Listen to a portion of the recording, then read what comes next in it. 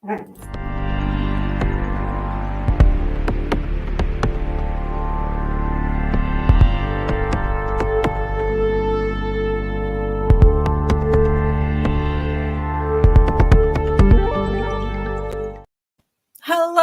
and welcome to the show. This is WitchLab Wednesday Live. I'm your host, Tiffany Boggins, and today is April 6th, 2022. I am laughing this hard because this is my second start because I started talking to y'all without hitting go live. So, just when I think I got all these little buttons figured out, it's okay. It's fine. You guys forgive me, I'm sure.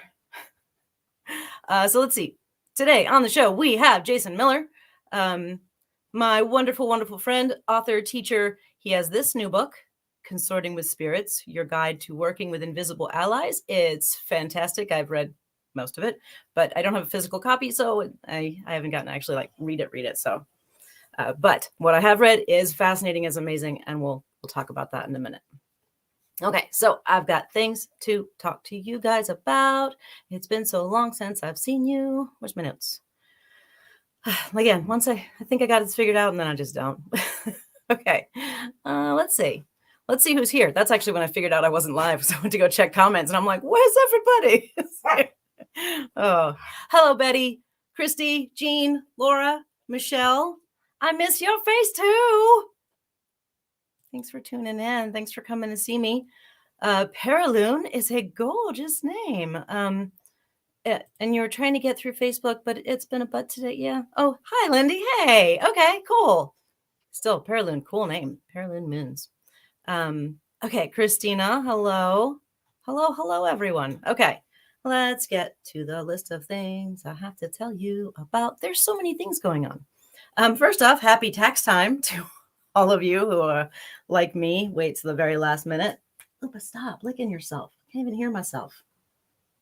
Now she's just yawning at me. Okay, so happy tax time. Yep, I spent a long time with my accountant today. Lots of things. So some of you know that we got a new space for wholesale.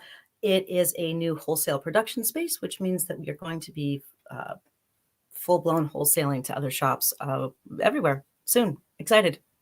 Teas, ritual oils, whatever else I feel like making. Sky's the limit once you got the space, the lab, as it were. So let's see. Oh, yeah. So I've been looking into wholesale stuff and looking into focusing more of the business on making things. And I watched a video, fabulous video. There's a Instagram page called Herbal Entrepreneur. They actually teach people how to be entrepreneurs based around herbal things. And it's really great. And so I was watching a video they did because they just had a conference recently where they did like a whole week of videos for different parts of herbal work. And the one that I looked at was how to set up your lab, because, I've been working, had a home lab for a long time. And then the WitchLab lab is, in the shop.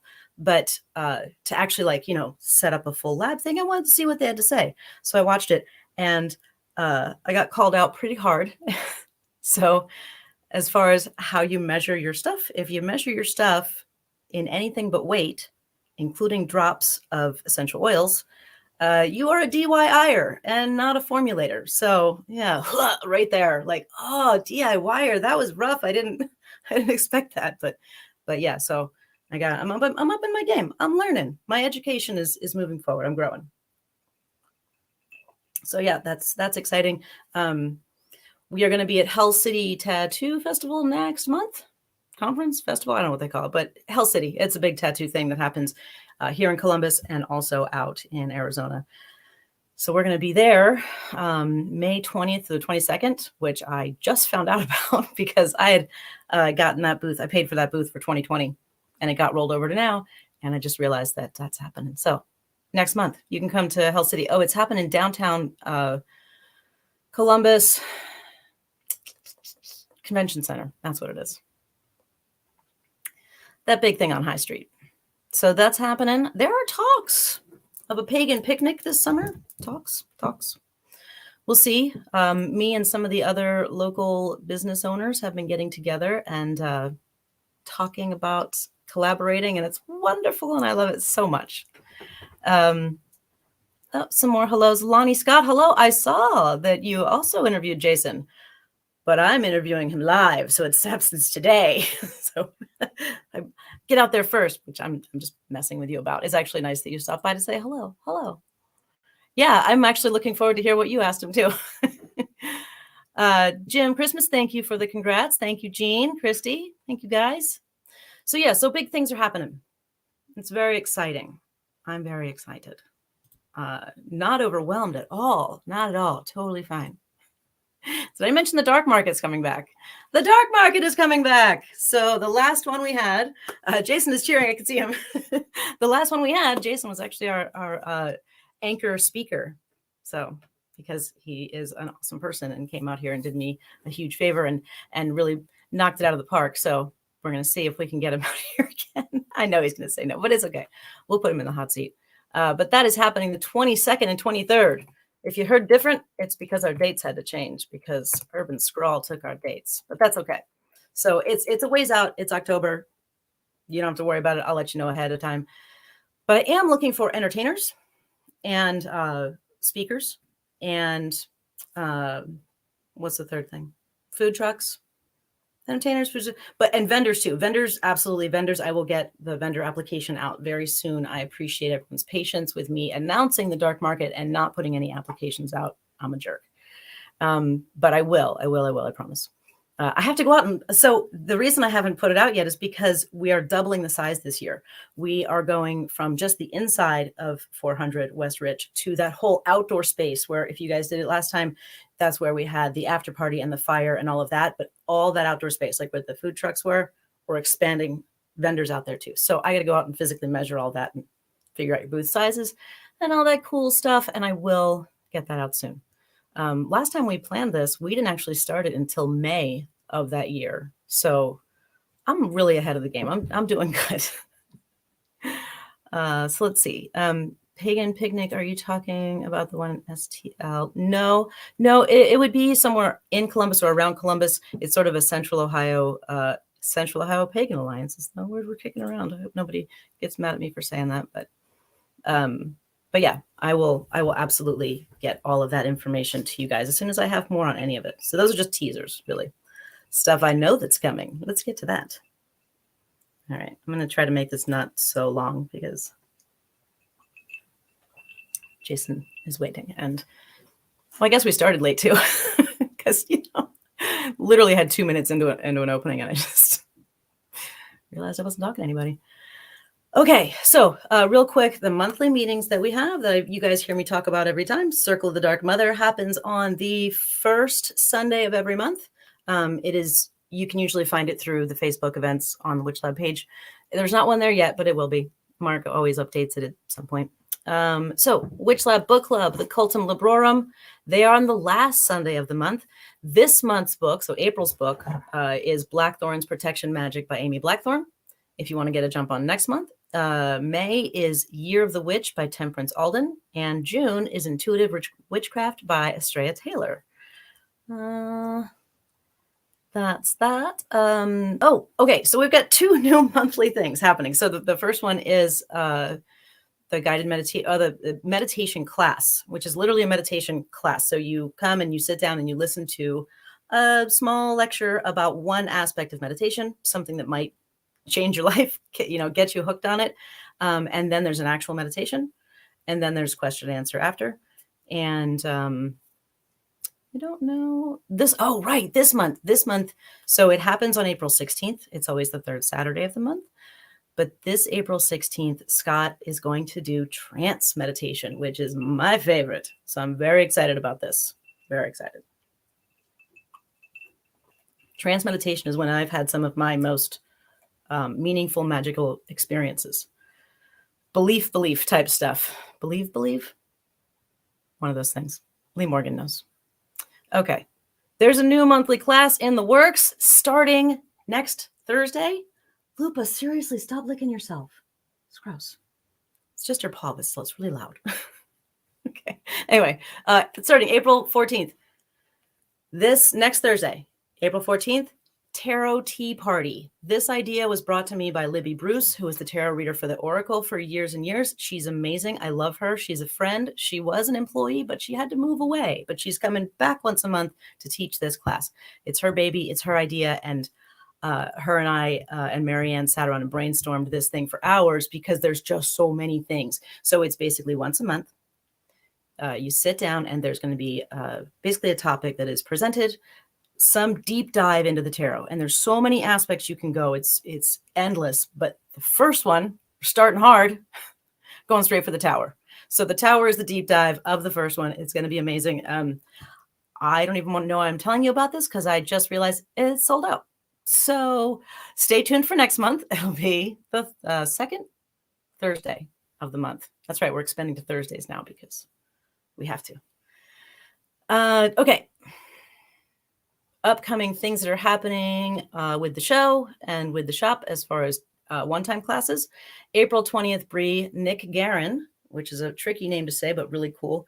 Nick Guerin will be here on the show. She is an author, podcaster. She does a show called Hex Positive. I listened to one, and I wanted her to be on the show. She also contacted me. She did, because she writes books.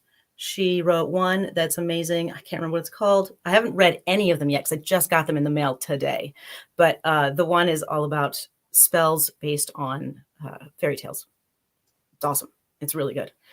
I flipped through it, and I'm very excited to dive deep. May 11th, Judica Illis will be back on the show. She's going to be on here on May 11th, so it's a Wednesday, talking about her class that she is teaching. It's an online class that WitchLab is hosting for her, and that's on May 15th, and it's on spell casting. We'll be talking about her new book, Pure Magic. We've got a whole course of classes that are coming up between June and August, and I know this is going on and on. I'm sorry, but there's just so many things that are so exciting, and all of these things have come together within the past few weeks. So if I'm talking fast, it's because I'm really excited.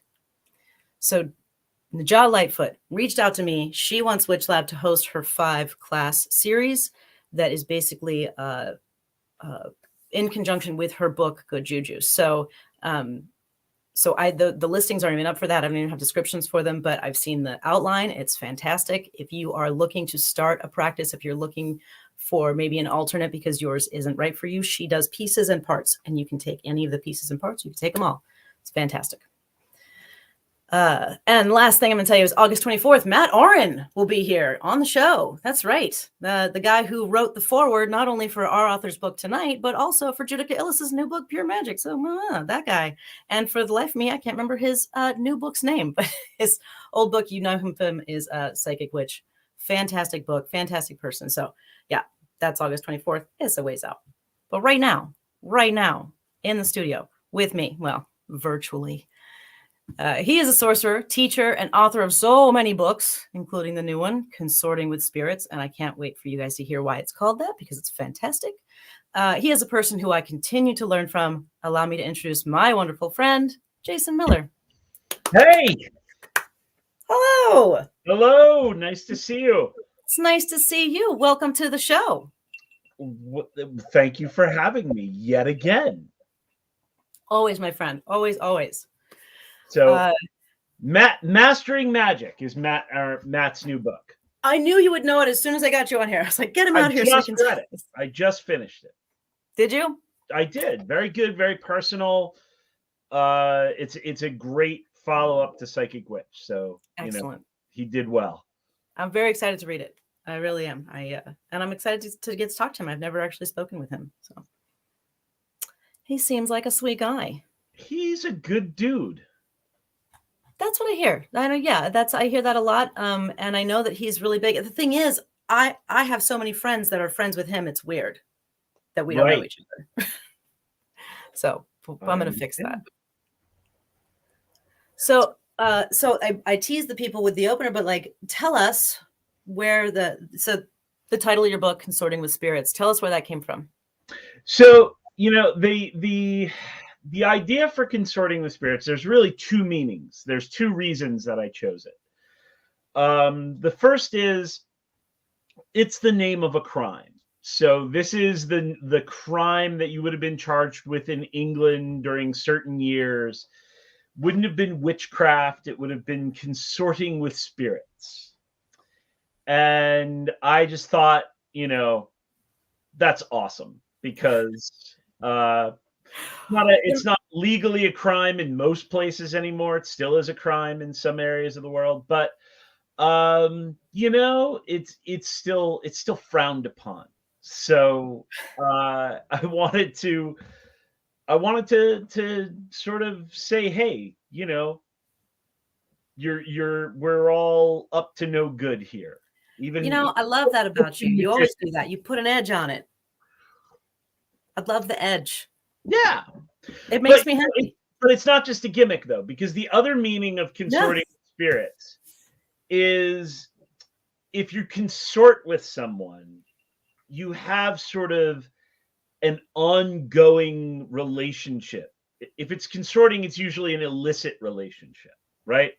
So if you're consorting about with someone, it's the wrong kind of people. But it's not just once, right?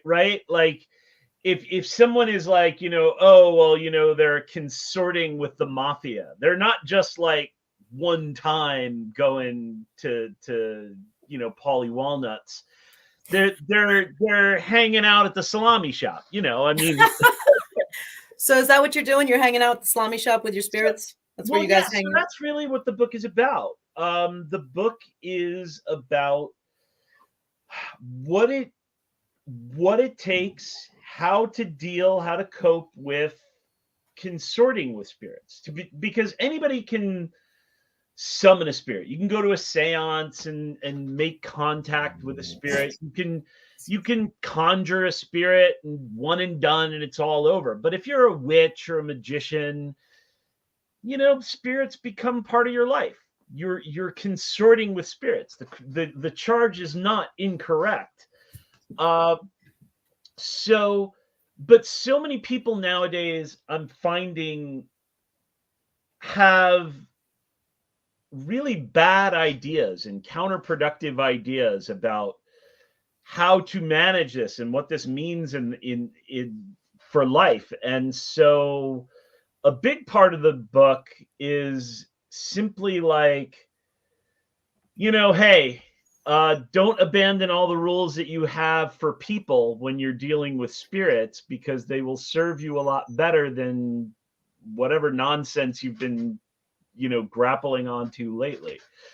And so a big part of the book is about how to meet and see and communicate, but then what happens after that? And how do you continue? How do you manage this relationship? Where, what kind of boundaries should you have? And how do you frame all this in your mind and in your life? So important stuff. And when there's always a debate, right? Especially in communities where they evoke spirits. Like there's a debate where some people are like, listen, you got to follow the book. And the book says you exercise those spirits. You demand that they show up and they are bound, and it's dangerous if they're not bound. And they must be bound they won't even appear unless they're bound. And then there's another way of thinking that's like, no, we should just invite the spirits, and the spirits should just come and kind of hang and just groove and be cool. And the thing is, both of these are appropriate for certain times and inappropriate for other times. I mean, I like to just invite people and groove, as you well know. But I think you were at a party once where, like Jeff and I and Matt threw somebody out of the apartment and down the stairs. Yep. Right. So this is a case where it's like everybody's invited, everybody's cool. But sometimes you got to throw a spirit down the stairs. What? Sometimes you got to throw a spirit down the stairs. And sometimes you got to throw a spirit down the stairs, right? Sometimes you just got to be like, well, I invited you. I hoped you would be cool. You're not cool. So get out. And then they won't leave. And you just kind of got to drag them out of the apartment and down 3 flights of stairs. So, so is there instructions for something that serious in the book? Because like I said, I didn't get to finish it, but is there something like if it's going well and then all of a sudden it turns, this is what you do? So it's funny because on the one hand, yes, and on the other hand, no. So on the one hand, yes, there's a chapter about fierce conjurations or conjurations of constraint. The weird thing about doing podcasts like around the launch of a book is I've finished writing the book months ago. And once you're done writing a book, you don't want to see or think about or talk about the book. And even like when Wiser is like, can you just take a look at this? I'm like, oh God, no. So I'm like, they're like, make any last minute corrections. And I'm tempted to be like, you know what? It is what it is. Just set, but I didn't, I went through. But so I don't even remember what I called it in the chapter, but so there are instructions for the compelling conjurations. Like you will appear under these conditions and you'll do what I say, damn it. And we do that in different formats, right? But there's no chapter on protection magic. There's no chapter on like, well, if you meet a spirit and then things just go completely awry, right? And so I really thought about it, and I think I'm waiting for the negative reviews of like, Jason didn't include a chapter on protection magic. My God. What was the thing you posted that you were like, if people were supposed to write books about something the way they want them to write about magic, what was that you made a oh God yeah, because it was hilarious. Yeah, so it was I should actually see if I can find it right now. Oh, it was so good. I was dying. Vegetables, right? What's that? I think it was about chopping vegetables. I said if people wrote a book about chopping vegetables. Oh, I think it was about like cooking or something, right? If we made people write books about chopping vegetables in the way that people want us to talk about magic, it would be like, okay, we are the chapter 1. Don't cut yourself chopping this is a knife. Knives are dangerous. Chapter 2, don't stab anyone with your knife. Chapter 3, how to tell if you've been stabbed with your knife. Chapter 4, defense and shielding against knives.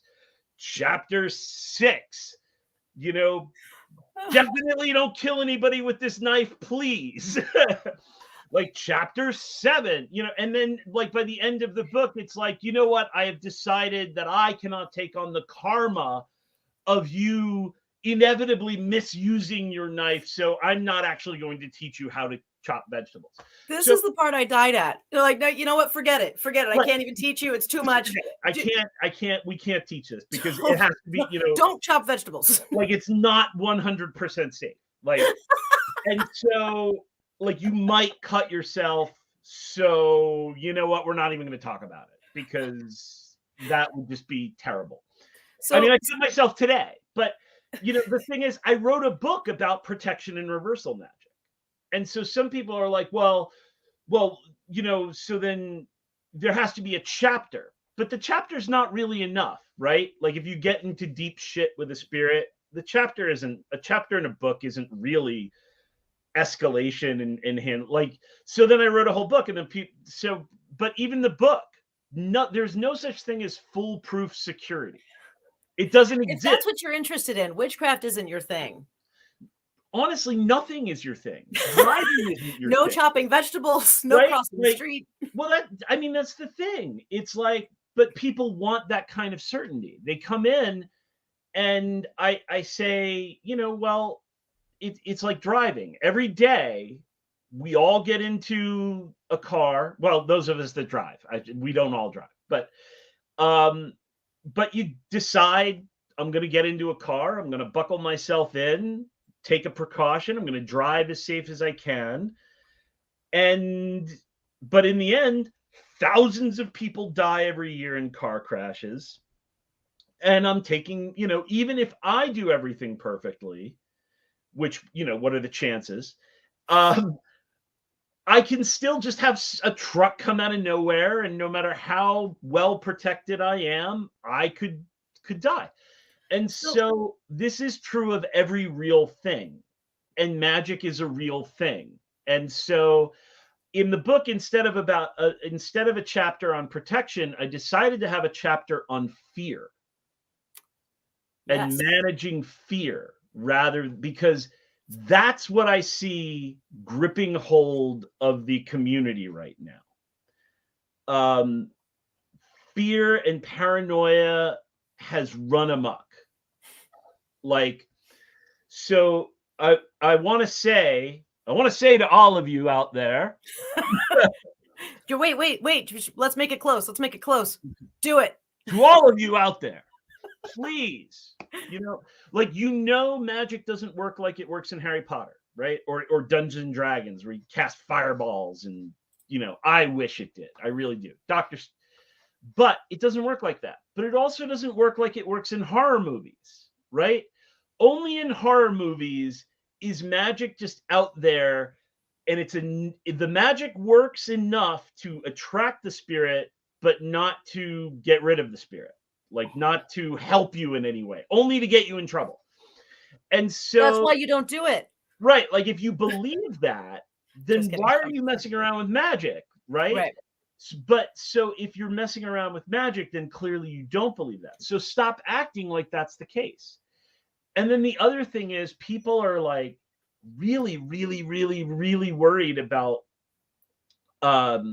upsetting spirits, or gods or goddesses. In my Sorcery of Hecate class, every cycle somebody is like, if I miss a day, is she going to ruin my life? If I give a chant everyone should do every day. Well, and people are like, if I miss a day, will she ruin my life? If I don't make an offering, will she destroy my loved ones and blight my life? And I'm always like, listen, if Hecate was like that, if Hecate was this utterly petulant, easily offended, obsessive, narcissistic, insert your, non-PC term for whatever here. If she was like that, I'd be like, fuck that. I don't deal with people like that. So why would I deal with spirits like that? Excellent point. Excellent point. We don't even have, when it comes to most of us with magic, we don't even have the cultural and familial pressure. Somebody, you grow up in a certain area of the States, and you better go to church, or you're ostracized from your family and your community and things. But we don't even have that. It's we chose to get into this. So why are we seeking out things that we are so afraid? If you're dating someone, if you're dating a dude, and you're well, I'm afraid to say this or do this, or if I set the table wrong, and get out. Yeah, that's some sleeping with the enemy shit. Right, yeah, go, right. Get out. Get out. That's not a way to live your life. And so why would you ever deal with gods or spirits that are like this? Hopefully, I'm not saying that there are no gods and spirits that are like this, by the way. There are. But why would you deliberately be okay with that? Well, I've heard this spirit is really, really the hardcore, so powerful it'll destroy your, I could see if there are tons of billionaires at the pagan festivals that are well, I made this deal with Ouroboros, and I have to sacrifice a small cat every new moon, or he'll just burn my house down. But hey, $20 billion, and sure, okay. I got to tell you, you bring up a good point. The why aren't witchcraft conventions have more millionaires? Why is Well, right? Because those witches don't go to conventions anymore. there is that. There are, I know a They've few, made it and they're done. I know a few occultists that are, that are millionaires, and they're not, it's not even that they're not at the conventions. It's just you wouldn't necessarily know what their lifestyle is like when they appear somewhere like that. But then the other thing is that, when if you get into, if you're driven by making money, right? Magic isn't your ticket to making money, nor is it your ticket to getting laid. Like, if you're just driven to get laid, magic isn't like the best, most efficient way No. to just like score endlessly. But it can be used for getting laid and paid for sure. But the thing that drove you to magic is going to be that the mysteries. It's going to be this magic shaped hole in your soul. And so, or you're dating someone with one. And fair enough. But that only lasts so long too. Yeah, but sometimes people get in and then they yeah, I see what you're saying. Better than their significant other, but they develop a love for it. So you can, I'm all about putting magic towards those hedonistic ends. But if that's like all you're interested in, or if that's the main thrust of your life, then you're not going to be at the pagan conventions or anything like that. You're going to be focused on, becoming whatever kind of millionaire, hedge fund, crypto, whatever it is. So far, what I've seen is people who are interested in magic for that, they want somebody else to do their magic for them as well. So that's where, we had a customer who was coming in for quite a while. He was trying to convince every one of us to do spells for him so he could be a famous rapper. Right. And he didn't want to do any of the magic. He just wanted us to do it for him. And so, so a lot of times they want the stuff, but they don't even want to do the stuff. What? It's not unusual. I know people. There are monasteries in Nepal where, some Taiwanese businessman or something like that will be like, okay, this is my puja. I want this puja for this purpose. And, so you get a bunch of monks and they're sitting around and they're praying for this guy to get laid or make a whole bunch of money, and bless this guy with the powers of increased wealth and so on. So it's that's not unheard of. There's a lot of that going on. I mean, there's take care of my lawn either. I want somebody else to do it. I'm paying them to do it. So, and I know practitioners who are amazing and they make their living doing that. And that's totally fine. I get it. It's totally fine. But like we're saying, those people aren't usually the ones who are like getting into it. Nah, right? Definitely not. Because it wouldn't hold their interest. Because like you said, if it's not the mysteries, you won't hold your interest. Yeah. That's what keeps you. Yeah. It's got to be a drive. Yeah. I agree with that. I've had the mysteries are what attracted me. From the first glimpses of things, we're just like, ooh, what's that? What's that? What is that? There's something there. And I want to find it. And I want to find out as much as I can about it. And just want to go in that direction as hard as I can. There you go. Which is, as you know, it's not easy when you're a kid in New Jersey and there's fuck all to, that's to help you. True. Walden Books, whatever they have at Walden Books. So we were talking a little bit before the show, but you and I were talking a little before the show, and you were talking about going into, what was it, at Barnes and Noble? Yeah. Witchcraft is everywhere.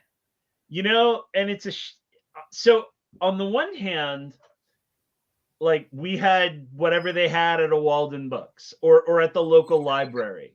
Right. I think I checked Paul Hewson's Mastering Witchcraft out at the library in the town I grew up in, and if I ever bring it back, I'm going to have a hell of a late fee. I knew it. That was my next point. You can't get them at libraries because everybody steals them. That is one of the most stolen books is occult books. Yes, it is. Because they're hard to find. And I'm joking, by the way. I don't think I have them. I have joking. I have inherited a copy. Paul sent me a signed copy. Aww. I have a copy that's falling apart, and so there's stuff like that. So, just in case any librarians out there are like, we're going to track this bastard down, covering your ass. He's got some money. But the thing is, we had we had what we had to go on, and we had to seek out things. But then we had all that space because we only had so much to digest. So we had all this space to do things. And we also had space. That's a very good point. To innovate. So we would go out into the woods and we'd have the framework from, even if it wasn't a particularly great framework, one of the most crazy magical experiences of my early life happened while I was doing a ritual from Scott Cunningham's Wicca for the Solitary Practitioner.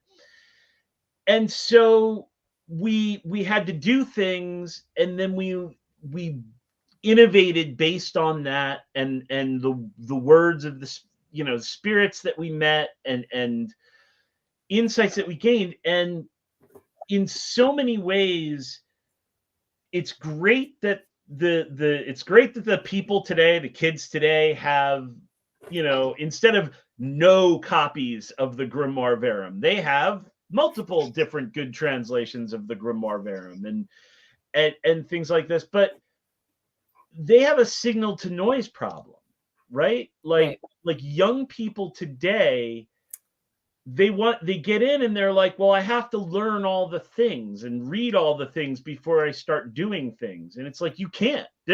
People are producing books faster than you or I can read them. And, I work in this field, and I'm already at the point where I'm like, all right, Judica, slow down with the books for blurbing, because I actually read these. I don't just skip them. Right. You tell her I said that when she's and I love you. She's my, like, anybody wants to, like, hey, I want to learn more about spells, like Judica. So but there's this signal to noise problem where there's so much noise, it's hard to find the signal.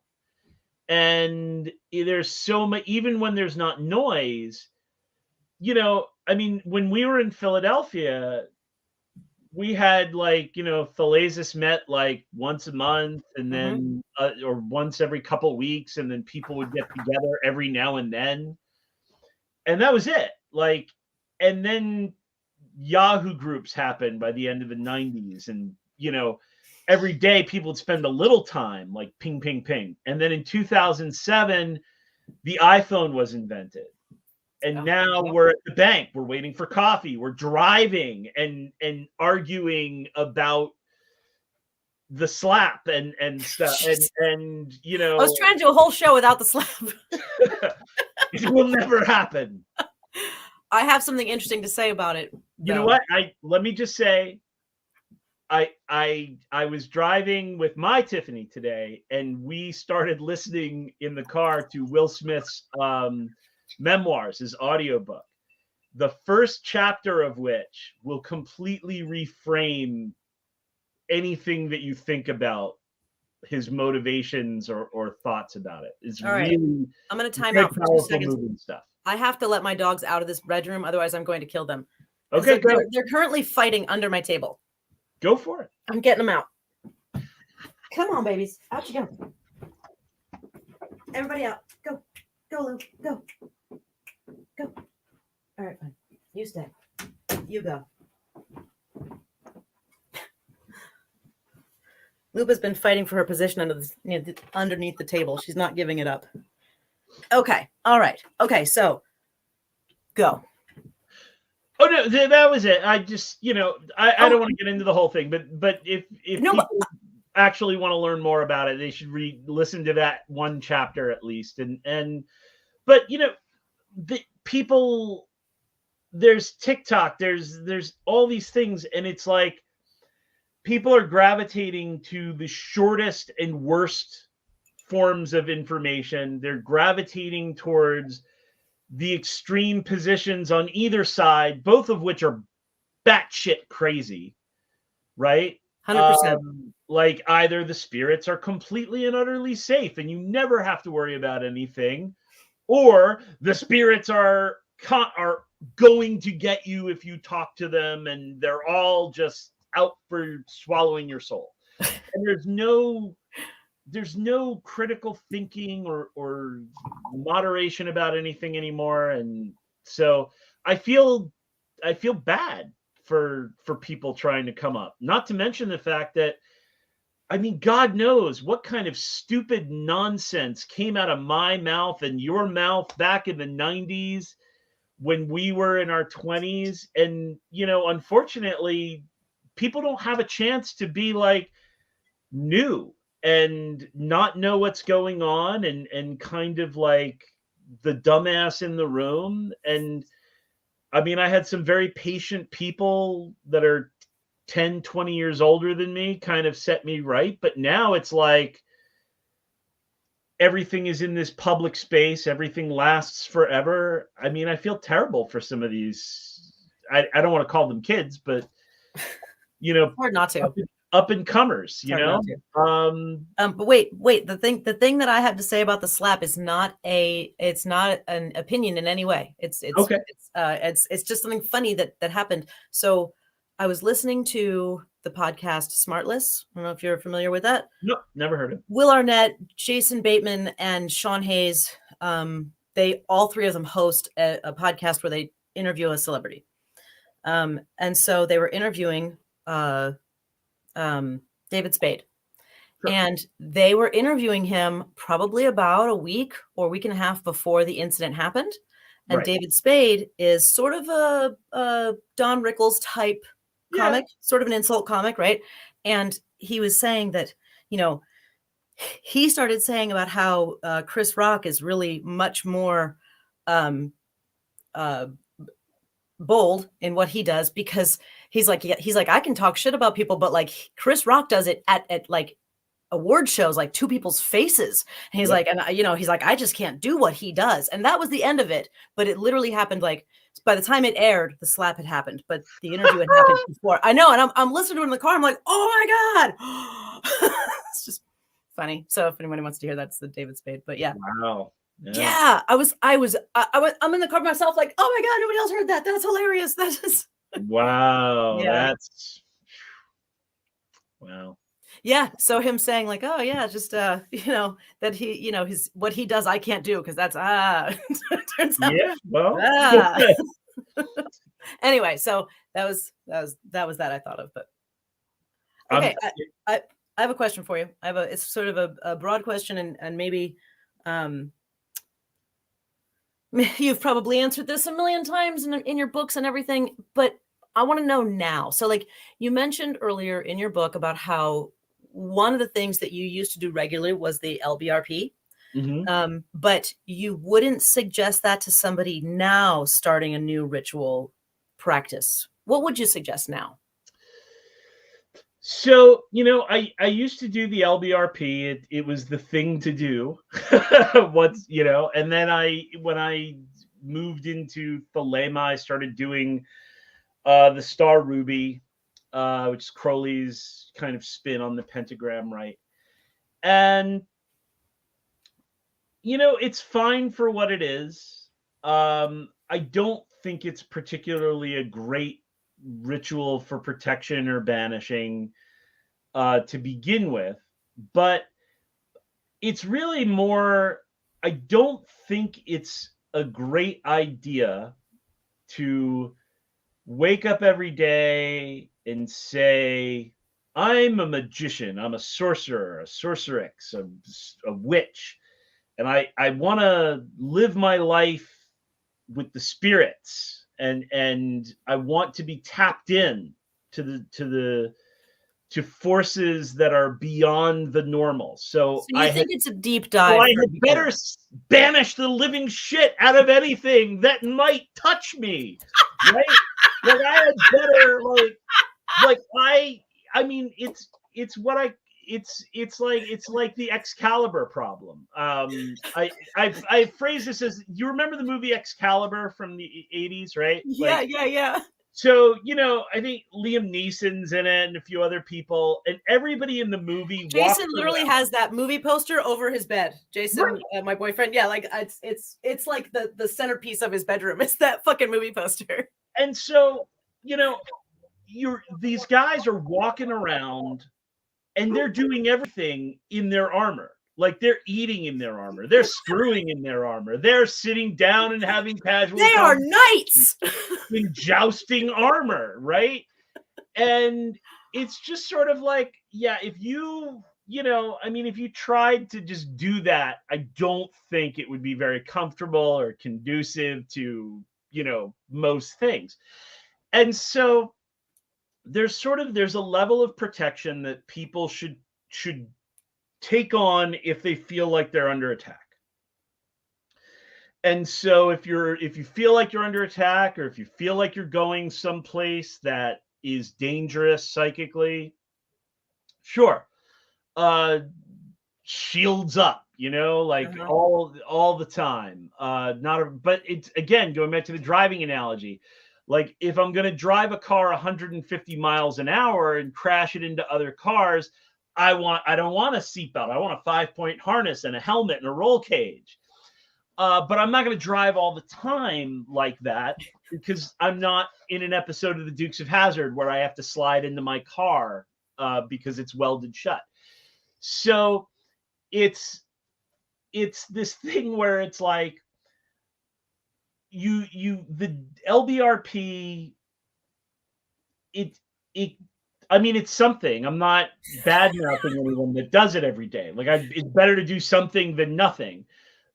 And it's connecting you with the Kabbalistic cross to earth and heaven. So it's calling powers, and it's getting you in touch with the archangels and so on. But it is just the idea that, like, I better banish my sphere for fear that something might get to me, and that I only want to contact those spirits that I reach out for. I do not want to be contacted by the hoi polloi, in my neighborhood, because God knows what they want. I mean, they might be. Did you just call a whole class of spirits hoi polloi? I called every spirit not in a grimoire. They're just the unwashed masses, right? But I mean, we don't live our lives this way. Like, what kind of a jerk off is like, well, I got a copies of Who's Who, and I don't want to know anyone in my neighborhood unless they are listed and important. Meanwhile, when you look at the list of who's in the grimoires, like, so many of them are like, okay, the spirit's really going to mess with you, so you have to, So it's like, it doesn't make any sense to me, like this kind of thing. And then, of course, if you go forward from there, the LBRP is a gateway drug to the BRH, right? The banishing ritual of the hexagram. Well, what are you banishing? You're banishing positive influences, because you want nothing. You want to be in a clean room. I don't even want the planets to affect me. Fuck off everybody. The boy in the bubble, right? Like,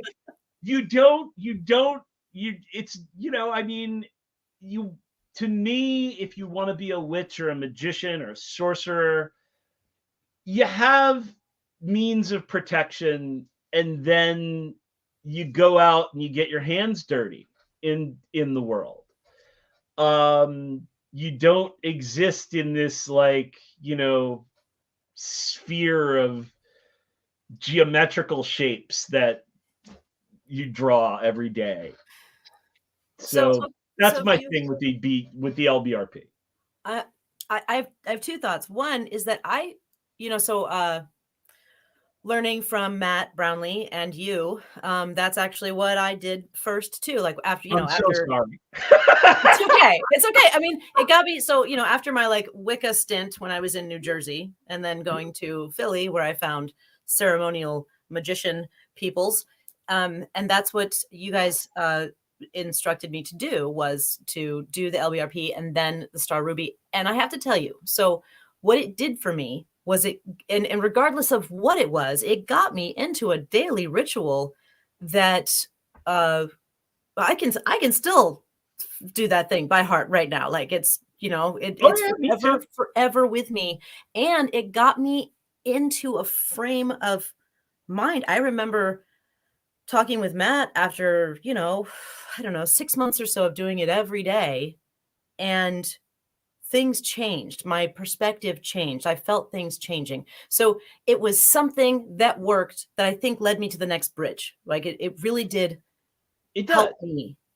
It does. Yeah. But so you're saying that there's a better way. So what is the better way? What would you suggest? What I suggest is I suggest people take on a meditation practice. I suggest people take on I want to talk to you about this so much. Yeah. I suggest people take on an energetic practice. Okay. So Pillar and Spheres in the Sorcerer's Secrets would be like the one that I would recommend to someone now, which many people confuse with the Middle Pillar, but it's a very, very different thing. Okay. And then I would say that I would definitely say people should train in being able to banish. So for several, it's not inappropriate for someone to learn a good banishing ritual or a good protection ritual every month. But it would be, a devotional ritual or something like that, linking yourself so that you're resonating with powers that you want to align yourself with and represent. Okay. As opposed to banishing everything, you're talking about using that time to consort. Yeah, to consort with spirits. Yeah, absolutely. Which will, in the end, give you more of a protection after a while anyway. Because now you're walking into, let's say you're walking into a haunted place, right? So Tiffany that did the LBRP for 6 months is walking into a haunted place and she's got, ghost armor on, right? She's got the bubble. So the ghosts are like, even if she wants, like, you'll walk out and be like, I don't think that place is haunted. Nothing reached out to me. It's like, well, yeah, no shit. There's like, you're surrounded by flaming pentagrams. But Tiffany doing like 6 months of the Sorcery of Hecate program, right? Well, then you go in and nothing's messing with you because, well, she's got like, she knows Hecate. It's sort of like, if you go into a dangerous, a bar, a rough part of town, but you're Tony Soprano's cousin, like no one's gonna mess with you. Yeah, actually, I actually provide that protection. If people go into dangerous bars around here, they just say they know me. Yes, and then they're fine. Of course, and that's the thing. Yeah, but it is exactly like that. Like I'm not going to piss her off. So yeah, but it winds up being, you get the best of both worlds. You get better protection, and it's not something that pushes everything out. It's the protection of, this is a person of authority and power, or at least resonate with sources of authority and power, as opposed to they're scared to be here unless they are covered in flaming armor. It's a different outlook on life. But you're 100% right. Like it's like, like I said, flaming pentagrams. Flaming pentagrams. Yeah, doing something is better than nothing. So I did the LBRP and the Middle Pillar and the BRH for years, from the time I was, I think, 16 till God knows when, you know? So Yeah, I don't it's not remember that how it long I did hurts. it. It doesn't really, but I just knew that it was around 6 months that I felt a difference. yeah. And that, I mean, that kept me doing it, honestly, because I was like, when you get that. Do you still do it daily, every day? Top Mauku. But see? I do not. And Uh, and you do not, but look at you now. I do not. Yeah, and it's funny because I must have really really put some armor on, because I am one of those people that walks in and I'm like, this place isn't haunted. There's nothing here. Although WitchLab, the store itself, being in that building has softened my views on spirits interacting with the living. As I mean, in like a physical Yeah. way, because there's listening to spirit, and there's opening up to spirit, and there's that kind of thing. But as far as them like knocking shit off shelves, I was really not on the boat for that until the shop. Right. Yeah, no, it happens. These the paranormal events, the miraculous events, these kinds of things happen in magic. Um and if in certain areas they happen often enough. Um so, you're friendly and you're kind of like, hey, it's fine, but don't knock over something valuable. Like if you knock over the Hecate oil, I'm gonna be pissed. Like, so They you take charge. You maintain sovereignty. I talk to them a lot, actually. When I go in the shop and there's nobody else there, I talk to whoever else is there. I talk to them There you go. about stuff. Um, and I thank As them you for should. for You're taking care of the shop. inserting the I talk to spirit. them about stuff, and when we were closed for COVID, and I was going in there a lot by myself so I could fill orders, I would regularly talk to them, and there were times that I would walk in and I could tell they'd been fighting, and it was so weird because I'd be like, "What's going on in here? What's happening?" And then it would just sort of like, it was almost like they, nothing, mom, nothing. We're good. We're good. It was so weird. And I'd be like, did I imagine that? What just happened? Don't But make me take the wand out. but the thing is, I don't really banish spirits. I encourage their involvement. Yes, But exactly. yeah, I mean, because I'm not afraid of them. And that's the weird thing, is that when things happen, there's when things happen on a movie, and you're like, oh, you jump there. When things happen in real life, you're like, huh. Yeah.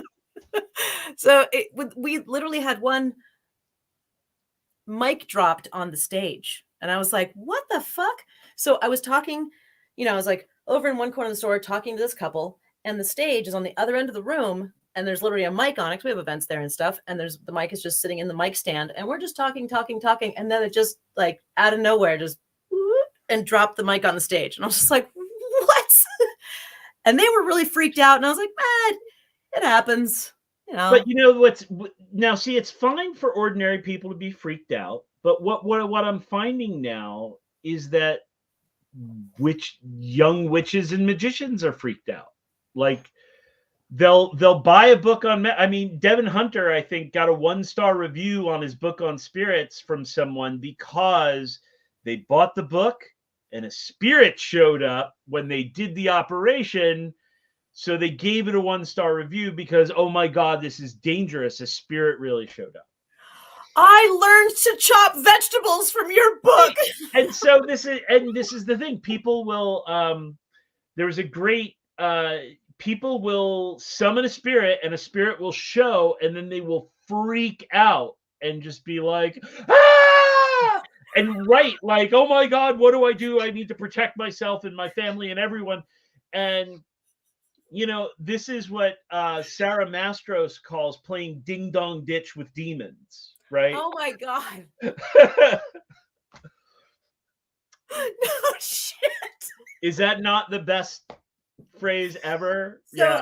after I had my show with her and I talked, we talked after the show for a long time. God damn it. I just want to hang out with her so bad. Ah, she's great. She's a great. Yeah. I Another think that Philly gal. you, me and her someday, we're going to sit at a table in a bar someday. Let's fucking talk. Right on. So yeah, I don't even know where we were. I forget. Okay. Oh, right. So regular things that people can do. So the other thing let me collect. One of the things that I often think and about protection stuff is that if you do a regular practice, if you have a regular grounding and centering, some sort of regular ritual that you do, does that give you a kind of, not necessarily a suit of armor, but maybe a little bit of a protection, maybe you're wearing leather armor. I don't know, but like we're going D&D. I know. So Right. Yeah. not cloth, but at least leather, something. So is there like a residual protection you have on you if you are doing, because that's how I feel about it. But what do you say? Absolutely. Yeah, sure. No, you do. I mean, if you can handle your energies well, and if you have, you do regular devotions of some kind every day, if you make offerings on the regular, right? This is another really powerful thing. I think it's understated too. Oh yeah, absolutely. Meditation and offerings, Yeah. that has stuck with me since reading your. I think it's in Protection and Reversal Magic, isn't it? Yeah, I don't remember. I don't know either. I'm actually having to go. We're doing another edition, like an expanded edition of Protection and Magic. So really? I'm actually going through the book now, which I hate. Like, imagine going through like something you wrote in high school, and you're just like, oh my god, why do I like? It's kind of like it's like your teacher just like creeps out of nowhere and is like, I'd like you to correct your homework, Spicoli. Like, you owe me the homework. Do this again. Yeah, do it again. So it's Mr. Hand catches up with you and you've got to redo the homework. So yeah, it's a little like that. But yeah, no, it all gives you a certain level of respect, a certain level of ability to where people like, listen, I don't care what a Navy SEAL says in a bar, unless he's threatening someone's life, I'm not going to pick a fight because I'm going to lose. like I'm not gonna, throw a punch at Jocko Willink. Strangely enough, this is a Will Smith quote. Don't start no shit, won't be no shit. Yeah, exactly. Don't start none, won't be none. So you go there and the spirits know. And this is the thing about like circles on the ground for evocations, for instance. Okay. People think in terms of the LBRP, like it's a sphere. It's marking a sphere that spirits can't cross physically, but it's not. That's not how they work. There are barriers that are marked with names, or simply a circle that's blessed in certain names that spirits can detect. And it's not so much that they can't cross it like a wall. They can't cross it like a border. Like, there are consequences should they attempt to cross. If you get caught. Right. Sort of like more like guidelines. On our southern border of the United States, Trump wanted to build a wall across the whole thing. And so he wanted to LBRP from Mexico. But, Oh, I don't like you using the LBRP in that way. Here, I'm in Vermont, so I'm on the northern border. And so I'm with Canada. And, we've got a town Derby line where the border security is a line of flower pots across the road with a little sign in the flowers that says, if you step across this white line, it's a $5,000 fine. That is the most pleasant way to tell somebody that. And there's a movie theater where half the movie theater is in Canada, and there's like a white line. So, and then there's little spots in the woods that I know where, I'm always like, okay, when we inevitably need to leave the United States, this is a viable crossing that will put me within, a few kilometers of a town rather than get me lost in the Canadian wilderness forever. So you got it mapped out. Yeah, got it mapped out. But there's like a little gate with a chain like you might see on somebody's property, and just a sign that says, like, if you hop this fence, you're in Canada, and if we catch you, there's a $5,000 fine. So, it's like that. Your grimoire circle and so on, it's about, if the spirit crosses, they're invoking the wrath and power of all the names given there in retribution. It's not a wall. Whereas the LBRP is much more like a wall. Okay. I want to set up a wall. I want a bubble. Mm-hmm. I don't want a bubble. I don't want witches and magicians to live in a bubble. I want them to consort with spirits. It's been coming up on my radar like a ridiculous amount lately.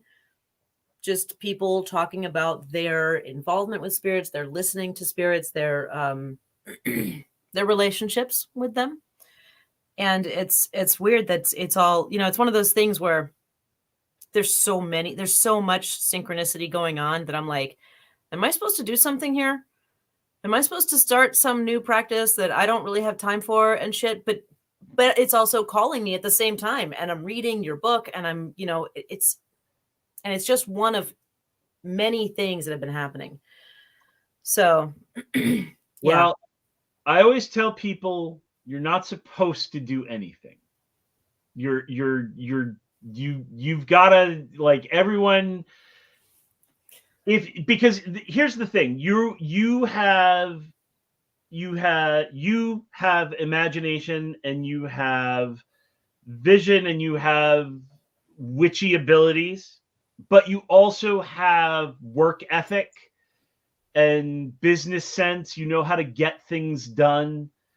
And that combination will be attractive to both people and spirits.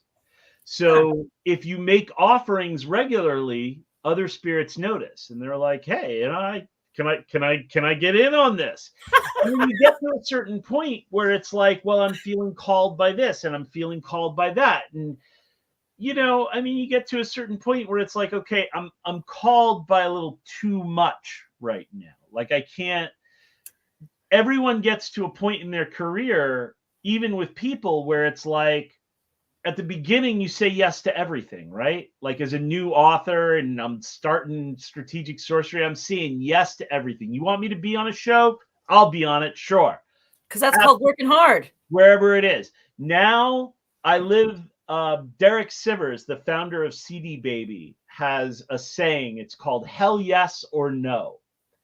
And so he's like, as you grow and you become more well-known, and your own work is now taking up more and more of your time and your energy, and these are the things that you're doing, and you're moving forward. And if you stop doing them to do something else every time something catches your eye, then you get seriously derailed. So his attitude is, you have to shift from say yes to everything because you need the opportunities, into say no to everything unless it's like hell yes, right? So if it's sort of like, that's interesting, I'd like to do something like that, I always try to ask myself, and this is true whether it's a spirit or a person or a combination. Sometimes it's a spirit, and then I ask somebody who knows like about those spirits, and they'll be like, I'll initiate you into whatever it is. And I've always been lucky with that before I was ever, an author or ran a business. And now I do that. It's sort of like, okay, now those opportunities are even more available.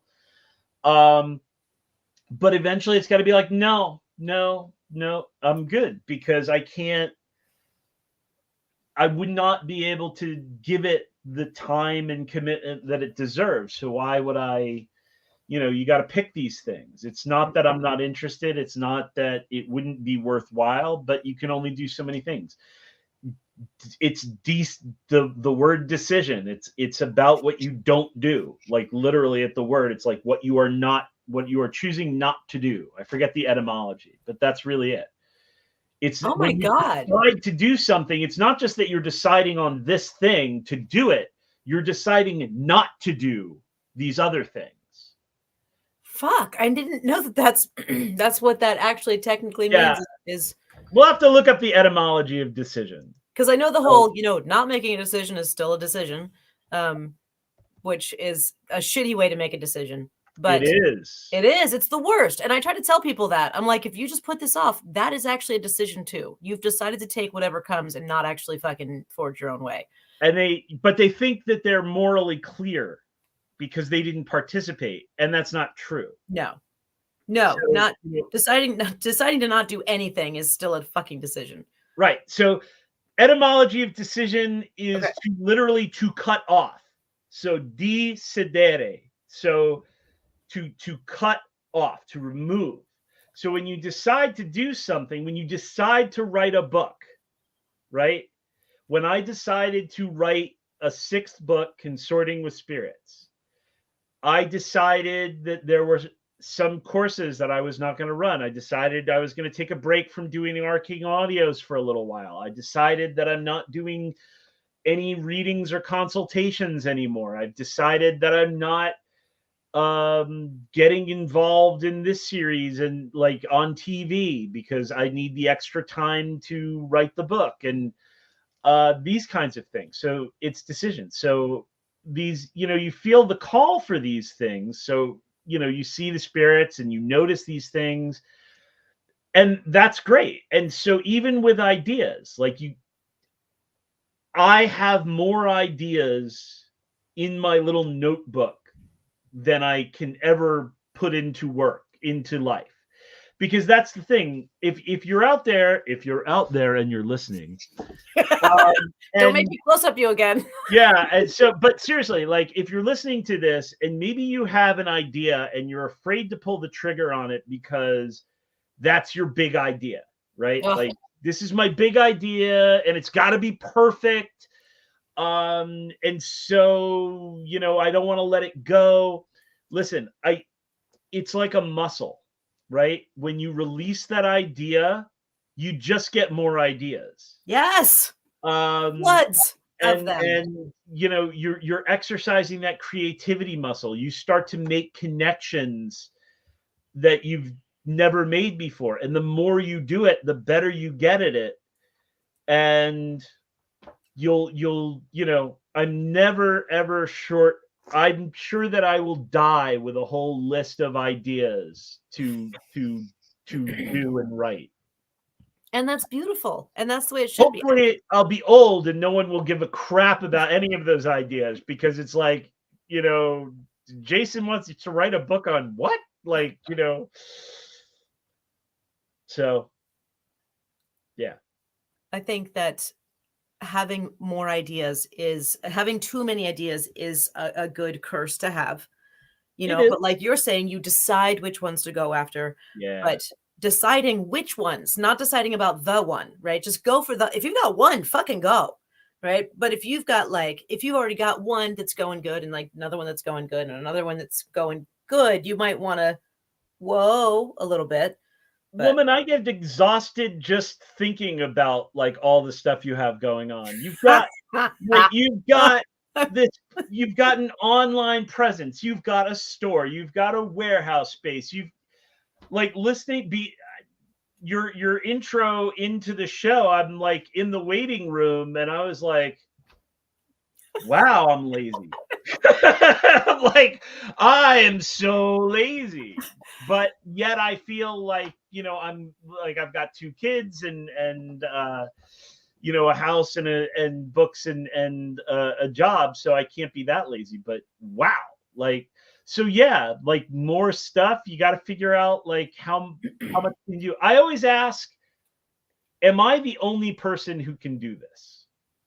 Like, if no one else can do this, and I think it needs to be done, then I'll try to find a way to do it. But if it's something that I think other people can do as well or better, then let them do it. Like, I don't need to do it. If other people can do it. Louis Martinet told me that once. He said, he tries to do things that only he can do. Because I think I told him, like, you should do this beautiful. thing. And he's like, I try to do things that only I can do. It's so beautiful. It's so beautiful. It really makes you hone in on what you're interested in doing. Yeah. Because then only you can bring the thing that you do to it. Yeah. Huh. That's really fucking cool. I'm gonna have to apply that filter to a lot of things later on when I've got time. But I like that a lot. So I have my notes are really amazing over here. Yeah, to decide is to cut things out. Yep. It's either hell yes or no. Also, Derek, I think he's got a book now called Hell Yes or No. Okay. What's his name? Derek Sivers. Okay. He's got a lot of little good things like that. He was also, what did he say? Is like, give 70% effort for the same result. Like, and it was basically, he used to kill himself riding this grueling bike ride along the beach every day, and he was trying to get this, like, he's trying to get his best time ever. And then one day he decided, he's like, I've been riding this bike ride so often and just racing, but I've never actually just taken a look around. So one day he decides to get on his bike, take a night, like, he's not timing himself. He's just, he wants to enjoy the ride, right? So he enjoys the ride. He looks around. He's not pushing himself. He's like, and my time was like a couple seconds longer than it is the other time. So he's like, I'm giving 60-70% of the effort, and I'm getting 95 to 99% of the result anyway. So, lot of little things like that from the Derek Sivers camp. And enjoying it more. I think that's even more worthy than the couple of seconds, is the fact that you then are looking around and enjoying and getting maybe something from that before was just a stressful ride almost. Yeah. Right? Absolutely. That makes up for the seconds easily, is the lack of stress and wear and tear on the body. Man, this is something I want to figure out, because I feel like I've in my career, as far as this part of my life, this career. So for a long time, it was say yes to everything. It was because I had to, because an opportunity missed because of laziness is absolutely not okay with me. Now it's an opportunity missed because it just doesn't fit. It can't. It just, you can't cram anything more into my calendar. I just can't do it. So, I mean, at this point, I am actually turning down things, and my thoughts have been turning a lot to what's the most important thing to me. Like, even more that it's not that nobody else can do it. It's that I want to do it. I want to be the person who represents this thing. I want to be the person who hosts Najah's course of classes. I want to be part of her career and her moving forward. I think she's fucking amazing, and to help her do that is awesome. Yeah. Yeah. And she asked me to do it.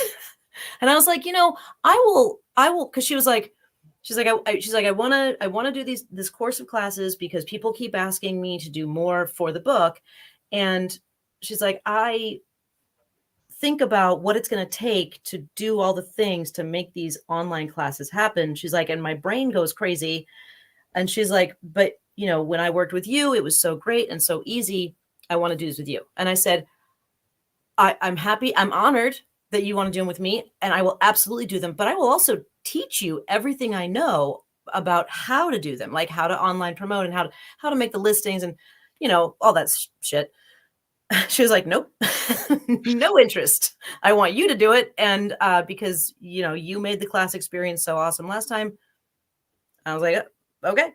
So, you know, I feel like that's an opportunity I don't want to pass up, because working with her is incredible. And I feel that I can give her the audience that she's deserves. Yeah, absolutely. And that brings value. You know, it's so funny. I just saw a thing recently.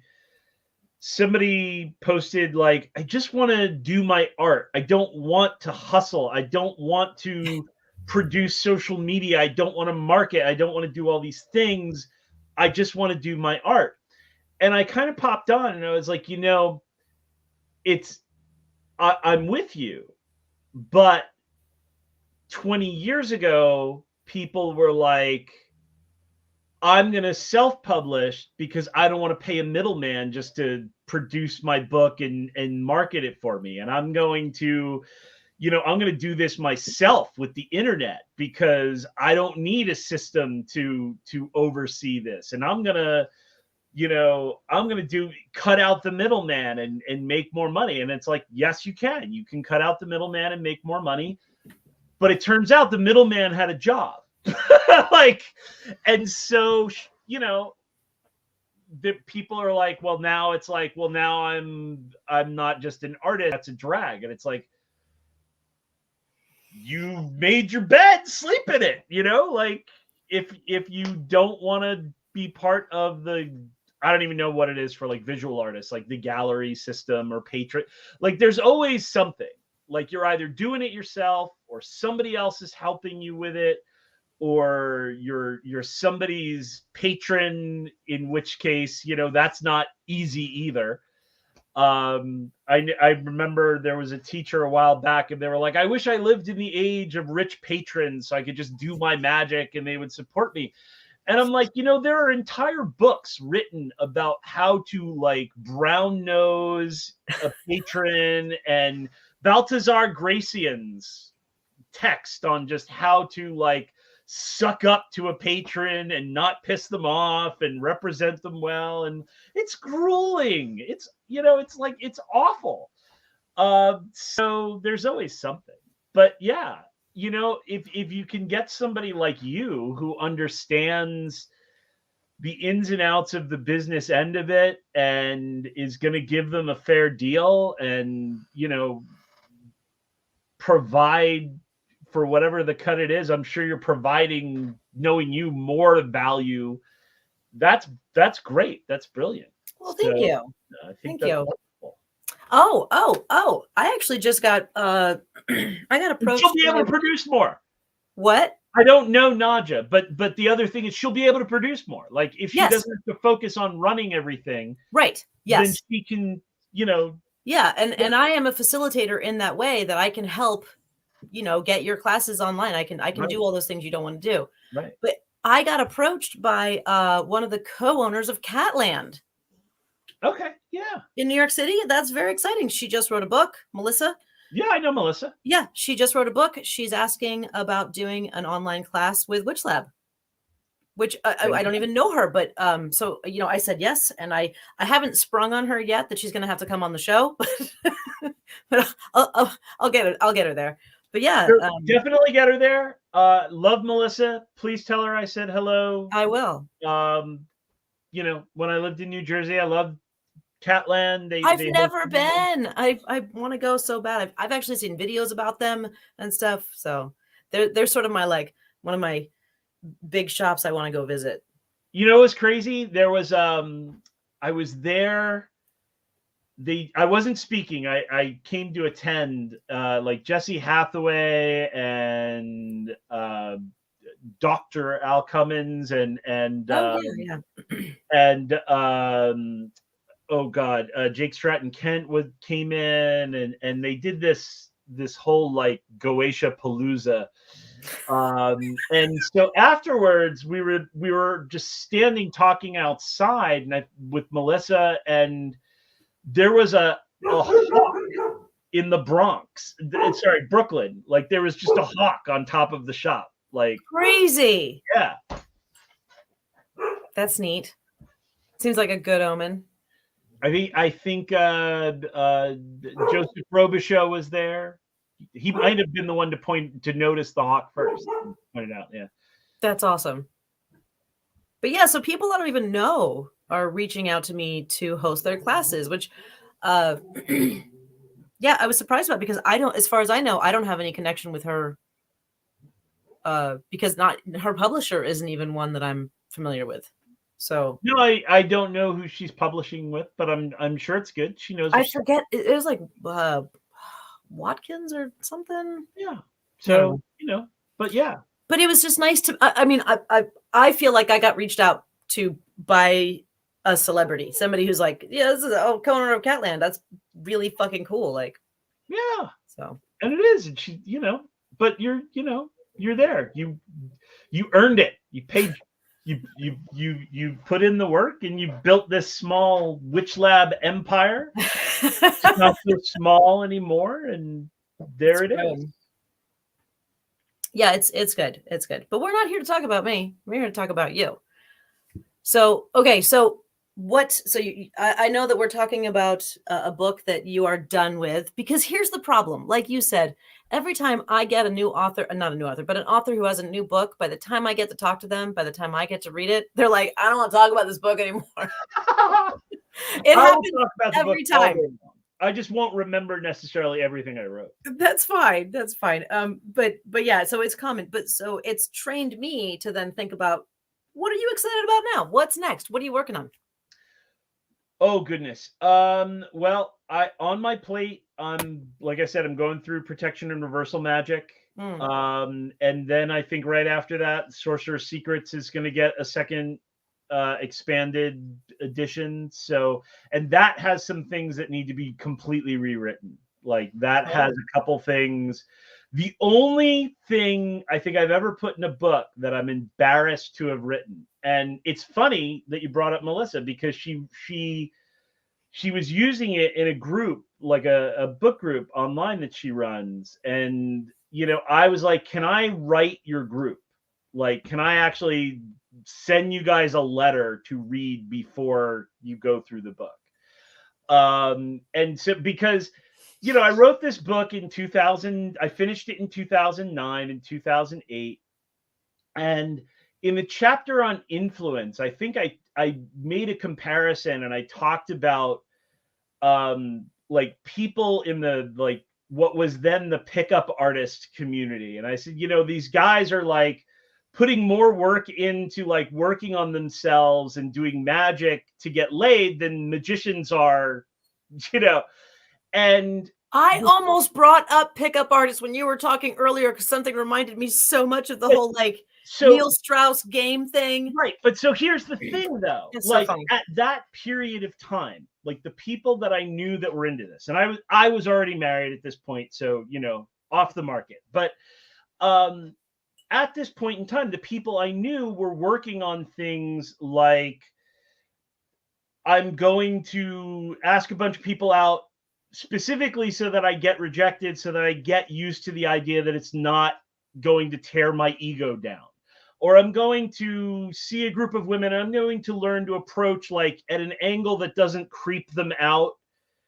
So like walking directly up behind them, or hello, or just like marching up in front of them and be like, yeah, listen, like things like that, which seemed like good ideas. Like learn to be a little more charming, learn to wash every day, and like, if you're going to start a conversation, have something interesting to say. And then it turned into this, and I mean, this was always in there as part of it, but it just turned into this, like, these are these prepackaged lines and, negging and this goofy manipulative crap. And then that evolved into incels, where it's like, these pickup artists are like, I thought I was going to get, wall to wall, poontang everywhere, and turned out doesn't work out that way. That women are real people. that I have to like deal with and understand, and like one girl will like something and another girl won't, and that's not fair. And it's like, yeah, you know, but that's because it turns out that half of the population also real people. So Weird. like it went just so then they became like these disgruntled incel nutters, and it's just one of those things I wrote. I mean, I didn't dwell on it in the book, but obviously as I'm writing about magical influence at that time, I was like, you know, hey, these are people that are interested in broadcasting their influence. And I mean, I remember having conversations with Deb Castellano at the time, and she's like, you know, I don't really see any harm in it. It's like guys just trying to be a little more charming and maybe learn some social skills. And sure, there's a dark side to it, but you know, and then of course the dark side just completely took it over, and it became this misogynistic nightmare. And It was all so about manipulating women. yeah, so you know, absolutely taking all that out, just not good, shouldn't have been there in the first place. And So did you read Neil Strauss's book, The Game? I think I did read it when it first came out. Yeah. So he wrote a second book called The Truth. That I haven't. I read his book on like emergency, and that was the only other book where he talks about like survivalist culture. Oh, okay. But yeah. Yeah, so he got so he got so hooked and like sucked into that like pickup artist lifestyle that he actually had to like extricate himself from, like he had to like forcibly take himself out of it. He had to have counseling. He had to like really? Yeah. And he wrote a book about it. It's called The Truth. And so that's where my favorite quote that it comes from that book. And in the book, it's spoken by Rick Rubin, who I don't think is the original quoter of this, but that's where it came from through me, which I think is really charming, is that how you do anything is how you do everything. Yeah. And I don't know where that quote comes from originally. If anybody knows, please tell me, because I looked for it forever, but I can't get it out of my head. But yeah, Rick Rubin, the music producer, the genius behind Paul's Boutique and a million other things. Yeah. He just, he's his good friend, and they were out canoeing one day, and he started telling him how, he's backed up from social media. He's actually changed his phone number, so all these random people can't call him anymore. He's getting away from the attention that turned into a drug for him. Yeah. And he was like, and then I realized after I calmed down that the rest of my life was calming down. And that's when he was like, yeah, how you do anything is how you do everything. Yeah. True. Yeah. Which, but yeah, so the game and then the truth, which is funny. So now you're going back to take the game out of it. Yeah. And you're going to put the truth into it, right? You know, I am just much more so like heavy influence magic has a place in witchcraft, just like curses have a place in witchcraft. So when you say heavy influence magic, you're talking about what exactly? I'm talking about getting someone to do what you want them to do. Got you. No matter what. Got you. But the place of it is when it's an aggressive situation that you need to come out on top, and you don't care what the other person thinks. If you get sued, right?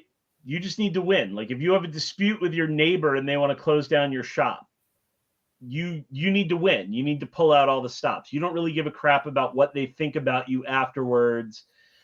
So that kind of influence, right? Like if you're at the point where you're hiring lawyers or slapping the shit out of somebody, then the magical equivalent of such is not inappropriate. But I've met people that are like, well, it's magic, so it's just like, I want to run a business. How do I make people like buy this thing and do this? And like, you don't. It's a terrible way to do business, and it's not sustainable as a way. It's not sustainable in your relationships. It's not even really sustainable at work unless you're on your way out and like your boss is like torturing you, and you're trying to find a job, but you've just got to survive in the meantime. Yeah. And your relationship is already bad. Because the thing is, that kind of influence, even if you're successful and you convince someone with that kind of magic, they walk away like they had just been to Crazy Eddie, right? Like they got like twirling eyes. Yeah, you know, like you walk out and it's like, what did I just live buy? in a one-room apartment. Why do I have a 6-foot-tall subwoofer? This like, and you know, with an extended guarantee contract for 5 years. This doesn't like, but it's, you know, they use these manipulative tactics. I just want to quit the gym. I just want to quit the gym. Right. So it's like that. Like, it's like, okay, you can sucker people in. So my thing about influence magic that's very heavy is like, if it's a situation where you would use other coercive methods to get your way, then witchcraft is yet another tool in the toolbox. And does this mean that you can use those methods for things that I would think make you a garbage person? Yes. There's no shortage of people that I think are garbage. So, but you know, that doesn't mean that I shouldn't, that the techniques should be hidden away from everyone, a la, you know, witchcraft in during the 1980s in Satanic Panic. Like, we mustn't talk about anything that isn't love and light. So yeah, because they would come for you with torches. Yeah. Pitchforks. Yeah. That's a scary thing even to this day. Like, the, you know, where the witchcraft is still, let's go back to the name, consorting with spirits, right? Yeah. When I read your description, you know, that you were like, this was the name of the crime you would be convicted of, that you would be accused of and then convicted of. And then I played it back in my head like, oh yeah, you are found guilty of consorting with spirits. And I was like, oh yeah, like that's totally what they would say. And it struck such a nerve in me. And since I've been reading the book, I think I got the digital copy from you like a week ago or so ish. And I don't have a physical copy either yet. So. Since I was reading it, and I told maybe 4 or 5 people about that specific thing, like the name comes from this, and also this. I gave them the second part too, but this part, as soon as I said it, they were like, "Oh!" So like they all had the same effect I did. They had the same reaction. So I've done some studying for you, like some, what is that called? Focus group studying. Focus group, yeah. But yeah, so I've laid out the 2 meanings for the title. You know, the what it used to be called as a crime, and also the relationship building of consorting, and not necessarily with people who are looked fondly upon or whatever. But in all these instances, people were like, yeah, like they got the same starry eyes I did. Like, yeah, that's why I like this. That's why I want to read this. It was the first time I ever went to a publisher and I said, I want to do this book, but it has to have this title. If you can't decide what title you're going to have, who can? Because I hear that's a thing. I think most people could if they wanted to. I just usually like the title usually isn't very important to me. I'm more of like what's actually in it. Like, I'll focus on that. Your marketing guys can title whatever you want. And then so did you pick strategic sorcery? Did you pick? I picked strategic sorcery. Because that seems like pretty... there is no book strategic sorcery. That was called the Sorcerer's Spirits. Oh my! No, it was called the Sorcerer's Secrets. Yes. So all of your books are at the shop. So I keep looking in my bookshelf. They're not here. All of those are. I think they're all in my office at work. Oh wait, no, I have protection reversal magic here. But other than that, I think they're all at work, because I reference them at work so much that I finally just started keeping them there. But yeah, I know your books. I know your books, bitch. Like, I love your books, and so many of them, even ones I've only read once, were still like the Financial Sorcery. That was fucking amazing. And then the class that I know was short lived, but I still tell you to this day, so many of the things that you taught me in that class were still make me, I don't know, feel like I'm on the right path business wise. Yeah. Yeah.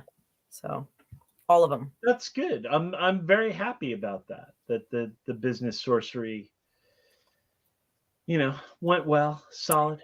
I think that was huge for me. And I started the Jupiter class, the Jove class. Yeah. It was fantastic, but I got too busy in my life to finish it. Decisions. I had to decide. I had to cut something out. And Respect. that was one of them. But the things that I got from it when I was in, and I'm still in the Facebook group, so I still see things roll through. And it's really reaffirming those first few lessons that I listened to, which, like the sky gazing, Yeah. and the whole like big perspective thing, and Yeah. all of that continues to help me to this day. I'm so happy. I'm Me so too. happy. Thank you. I mean, that's the thing, like you want to be able to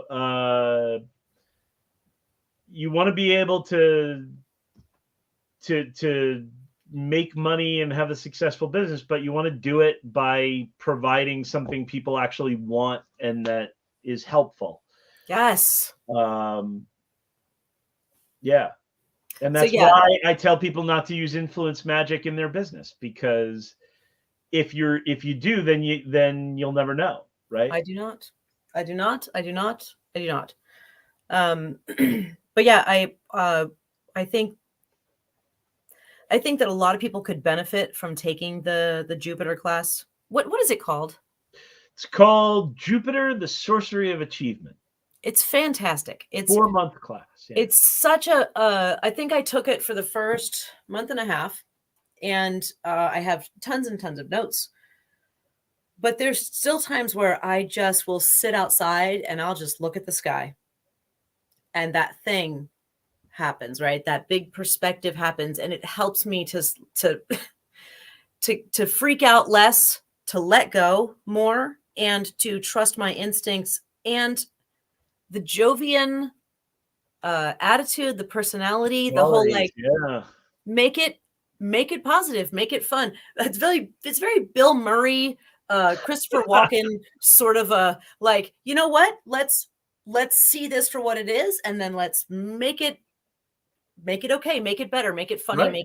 make it not as stressful of a situation, because it doesn't have to be, because look how much bigger the whole fucking world is. That's it. It was really great. And I would like to I want to say that I want to finish the class, but I never will. You may one day. You never know. But I may one day.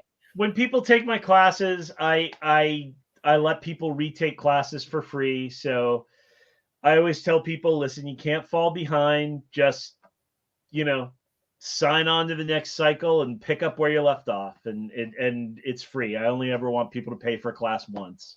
I still haven't. So I started the Hecate class the year that we opened the shop. And I think I was 3/4 of the way into it when it got to the point where I could no longer do it, because shop open, crazy madness, right? But intense work, the Hecate stuff. I said the Hecate stuff is intense. It is, but it was wonderful. Like, it was so great. It's one of the ever since doing like daily LB Star Ruby. Sorry, ever since doing like daily Star Ruby, I think this was the next most concentrated practice that I've ever done, because I literally did all of my chants every fucking day until I decided that I had to make an actual decision. Right. I didn't just taper off. I made a decision. And that's good. But I learned a shit ton from that. So while we're on that topic, what classes are you currently offering and how do people access them? strategicsorcery.net. And if you go there, you'll find my blog and you'll find a tab for courses. And so I've got two ways that I run courses. There are some courses that have begin dates and end dates. They run in cycles. And they all have a Q&A element, right? And those you pay particular attention, like you are personally attentive in those things. They're not just like pay for these videos. They are, I'm going to be here here with you. We're here for this class. You're getting a lesson this week, and then throughout the week you're asking questions. And then the next week I read all those questions and I answer all of those questions in depth. If it leads me to like a larger topic, I will go to larger topic. The Q&As were almost longer than the classes. Oh, they are almost, like, at this point they are way longer than the classes. I have done Q&As that have lasted 5 or 6 hours. Holy shit. The longest I saw was a 3-hour and it was a 2-parter. Yeah. That was the Hecate class back in 2018. So now I started to have to produce facts with the lessons, the first few lessons, because the Q&As got insane. And it was a lot of the same facts, right? And, well, that's the thing. It's like and you were like, you would get up and be like, okay, beginning of this video, I'm letting you know I am not answering this question again. Right. This is, yeah, exactly. And so I mean, I never make fun of people or something, but no. I do definitely get upset occasionally. I will be there in the Q&A and I'll just be like, really? Come on. Come on. Look at last week's. Come on. So there is that. And so, or I'll just be like, the way you're even framing this question is not productive. So and here's I how to reframe. Fucking love you for that, because that helps people like me who didn't even know the question existed fit that into the map of the big fucking wheel of things. Like, oh, okay. Because they'll ask a question. I'm like, what? And you're like, no. Like, no, not. I love how definitive you are, and how you have no problem being like, no, that's not right. That's actually, you'll be like, no, what you're talking about is this, and this, and you have enough knowledge to bring in this, and this. Sometimes when I watch you and some of the other like upper level sorcerer magician people talk, even on Facebook, I'm just like, I'm just gonna sit here and watch this shit because I'm gonna learn something. I'm gonna learn a whole bunch. What does that mean? But I love at least being an audience for that, because I think that every little bit helps my education. I watch people as well. I watch some of the younger people too. I learn things. So, because there's always, their framework, and even if it's something that I'm like, oh, that's bad. Like not even that like their thinking is bad, just like, my God, the whole world that they're dealing with and approaching this through, I just wish I could uninvent the internet or something. But like, let me deprogram all that shit out of your brain. I'll go back and I'll like Tony Robbins it. I'll sell DVDs through the mail, and if we can just get rid of the whole internet, just turn it off and save the world. But, so the other kind of course I run, so the courses I run with Q&As, I run the Strategic Sorcery course, which has 3 different levels. So you still run that course live? Oh, yeah. Fuck. How long has that been? It's got 3 different levels now. So there's literally, it's now, what's 7 plus 7 plus 6? It's like 20 weeks of 20 weeks of lessons, 20 months, not weeks, 20 months. Okay. So it's once a month.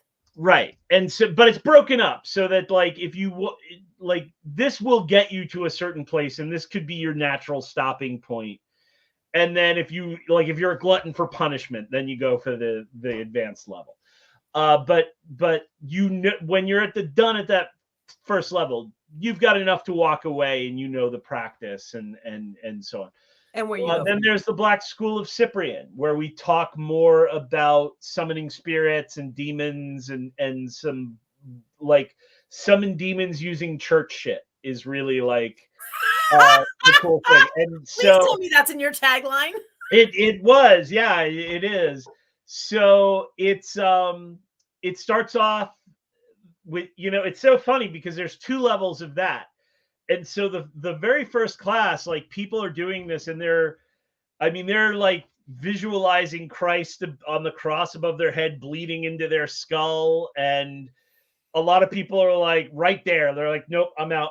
Like, can't, like, nope, big mistake, too Christian. But then at the end of it, if you stick all the way through to the second class, which is spirits and spells, it ends with like a full black liturgy. So it's like a full mass, but invoking Lucifer, and it's a full like black mass, but for solo performance. So it spans it's Christio Diablerie like the whole way through. I'm sorry. Say that again. Say that word again. Christio Diablerie or diabolism. Beautiful. Okay. And so then the other class with Q&As is the Jupiter course, which is only 4 months, but solid. And then I've got other classes that you sign up and you get on the email list and then you receive them every week. So Strategic Sorcery, which is an email-based class. The Level Up class, where it's definitely my weirdest class, where I take people from the physical to the etheric to the astral to the symbol space or psychonoetic into the mental level, into a causal level. And so there's like a lesson introducing the idea of the level, and then another lesson showing how to do magic at that level, giving examples of like, here's what you do at this level and how it impacts magic. So the Level Up course is definitely my weirdest. Okay, overall. wait. So you said Strategic Sorcery is a Q&A or is not? I'm sorry. So the Strategic Sorcery, it's no Q&A. It's emails, and there's a group. You can ask me questions in the group. But what was the first thing you said that had 3 levels then? The Sorcery of Hecate. Oh. Yeah. Sorry. I'm sorry. I got confused. No Okay, so wait, Hecate has 3 levels now? Yeah. Holy shit. Yeah. Okay, so Strategic Sorcery is just like you pay and you get the videos, but there's no Q&A. Got you. No, emails, not even videos, just emails, like a year-long email course for $150. Just like if you don't have what a is lot the of money, name of the guy who does the correspondence course in Bed Knobs and Broomsticks? Oh God, I don't know. His last name is Brown, but I feel like you're him. You listen. No. Does anybody know? Okay, anybody who's watching Bed Knobs and Broomsticks, when she does the correspondence witchcraft school, but it's like Cornelius Brown, something like that. Maybe, yeah. But I feel like you're Cornelius Brown because she writes away and they send a thing every month. Yeah. And then, that was my very first course. That's how I started my business. I love it. I love it because that one of my favorite movies in the world, because it showed me Betty Says Yes. That's the one. I hope that's what she's answering, Cornelius Brown. And but if I'm not mistaken, Angie Dickinson calls or Angela Lansbury calls like Astaroth. Yeah. In one of the spells. Yeah. It's on it's on the medallion that the Lion King wears. Yeah. Right? Because that's what they're going after, is that, so that they can get the thing that they do. Professor Brown. I know it's Professor Brown, Gene. Come on. Looking for his first name. Emilius. Yes. Good job. Emilius Brown. Good job. I was so close. Cornelius. I was close.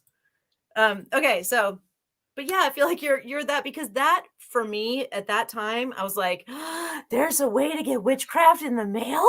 Oh my God. I remember seeing that in the drive-in theater with my parents when I was really, really little and being like, oh my God, if only there was a way. You've made that way possible. And I want to thank you for that. Well, thank you. You just watched that the other day? Are you kidding me? I think I think when we were growing up, I think there were some. I think the Frosts had something. Gavin and Yvonne Frost, they had a witchcraft thing, and then I think the IGOS, the International Guild of Sorcery, they had lessons and things What like that. year are we talking about? Oh, the 80s and 90s, pre-internet, like all stuff like that. But yeah. And so then, so that there are those classes that people can just sign up for. And eventually I did run a Perba course that had Q&As. And then I decided recently to just produce study guides, and I'm going to convert it into one of these, like, if you want to sign up for it, here's all the lessons, but there's no more active Q&A portion. So have you the amount of work that goes into figuring out how to not to mention all my arcane audios, one-shot classes, all my arcane audios. There's like 25 some odd classes on my website that you can just buy as, like, you'll see the 3-hour course, like a 2-hour. Yeah, they're just like one-offs. Yeah. But to get to the point where you're at, I mean, that must have taken a tremendous amount of research and work and figuring out how to make all those pieces work together. Like that seems like, because, okay, so people, they want to be authors or artists or whatever, but they don't want to do that extra work. That seems like so far above and beyond work that it's like, oh, Najah doesn't even want to air her own classes. Right. She's looking for somebody else. So, but how difficult was it for you? Like, that must have been such a huge learning curve, because I know from the time that I started taking classes from you, like much later after Philly, but like in this arena, that you changed platforms a couple of times. Like, there were different ways. So I get dragged kicking and screaming into every new change. Like, if I change platforms, so you're the person dragging yourself, right? Like, you're like, no, you can be sure. Like, all right, so like, this is true story. Strategic sorcery used to get sent out. It used to be run in cycles because I had no auto deliver or anything like that. That's what I'm talking about right there. How the fuck do you do auto deliver? And I'm not asking you. I'm just saying that MailChimp. MailChimp. Okay. So, but I used to just run it out of my email. I used to just send these out, like, so there'd be cycles of the course. We did like 20 some odd cycles of strategic sorcery before I eventually just made it automated, and we no longer, like, I don't even get my hands involved. I don't even need to be here for this. Right. It just now it just happens, and then people will ask a question and I'll try to answer the question. But if, like, back in the day, I was sending it out like, here's your weekly email. And then one day, I guess I had more than 1,000 people, and Gmail was like, nope, can't do it. Can't send to more than 1,000 people. That's like, what do you think? This is a free email program. What do you think this is? Right. And so then it was like, and I had like a blog on Blogspot, and then one day my blog just disappeared. So I had to get a website that I paid for and had control over. Right. And then, and so now I do a few YouTube videos a month and things like that. But the thing is, I make everything as low tech as possible, right? So in my YouTube videos, there's no lead-ins, there's no fancy, you don't have to sit through anything. It's like, it's just me, and I'm like, hey, like, if you clicked on this, you know where you are. Like, like, I shouldn't be a surprise to you. Right. Like, how many Netflix shows do you watch that you don't hit skip intro for, right? Like, oh, I'm gonna watch I'm gonna watch the, like, Daredevil's red mask float around for 5 minutes. No, I'm gonna see. So, like, I do it all as low tech as possible. And like, the arcane audios, they were really audio at first, until I taught a class in tarot, and I was like, all right, well, I need to have video. So then I just started doing them on video. You're not going to teach a class in tarot. Right. Like, all right, now picture this card. Here's what it looks like. But you know what? Like that's one of the only classes I did a PowerPoint presentation for. Okay. And then I did PowerPoint for one on spirits, and I decided, there really isn't any point to this PowerPoint. Like, but even when I would lecture out to PowerPoint people, less. like I'd show up at Crucible or at Between the Worlds or whatever, and everybody's got PowerPoints for their talks, and I just go up to the front of the room and talk. Because what happened is I'm watching people that I used to watch just give talks, and they were like so engaging and dynamic. And then they're in front of a PowerPoint and they're like, and here we see click, click, click. And now like they're getting just all bollocksed up with the PowerPoint. So I'm just like, do you say bollocksed up? Yeah. It's getting all bollocksed up. All right. All right. So, it's just, I try to make everything as low tech as possible. I get dragged kicking and screaming in the new platforms. And then, I have to learn a little bit, but it's all like really half-assed. Everything just came together on the 70% effort. Yeah. Everything I did really, it just kind of came together, and it's sort of like, this is what I want to do. I think it would be useful to people. And then every now and then, especially with Arcane Audios, every now and then I'll treat myself to one that like, well, I want to do this. I don't think anybody's really interested in this, but I'll do it anyway because I think, I just want to talk about it. And so what was one of those? I did one on like Lovecraftian magic and the Necronomicon and all that kind of stuff. And I mean, to this day, people will see it on there and they'll be like, "Oh, well, Jason's an idiot because the Necronomicon is real and he worships Cthulhu."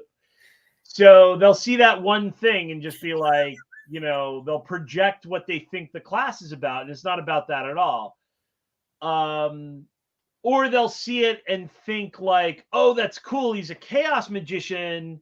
Like somebody else saw it and they recently, like this week, they were like, I'm really into Star Wars. So if I watch this, will I learn how to create a magical system based around Star Wars? And I'm like, no, not about that at all. That is a leap and a half. What the fuck? Incredibly bad idea to create a magical system based upon your fandom or fictional characters and video games and things like this. This is like, it's everything I stand against. So no. So, yeah. So, and I know people are into it and love it, and there's a whole, argument there. So, but is there really? Like that people think it's great to do? Or that people shouldn't do it, or that there are a lot of people thinking that they should have magical practices around Star Wars. Oh yeah, sure. Really? Yeah. I'm asking honestly. I make a joke that my religion is magic. Yeah. The idea is that spirits are really just, they're just constructs. So why don't we invoke Mr. Spock from Star Trek instead of Mercury? Maybe we're even more familiar with Mr. Spock or this kind of thing. And so, I've said that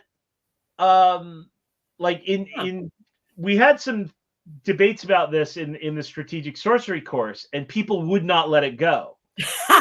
And finally I had to ban the conversation. And I said, so here's the thing. Like, here's the example.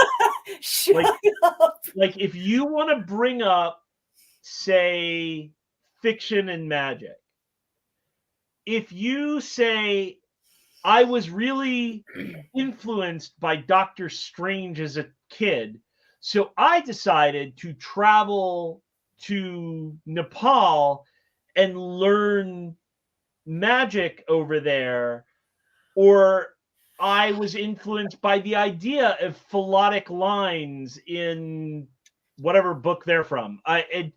And so I decided to explore this concept using real magic. Wait, hold up.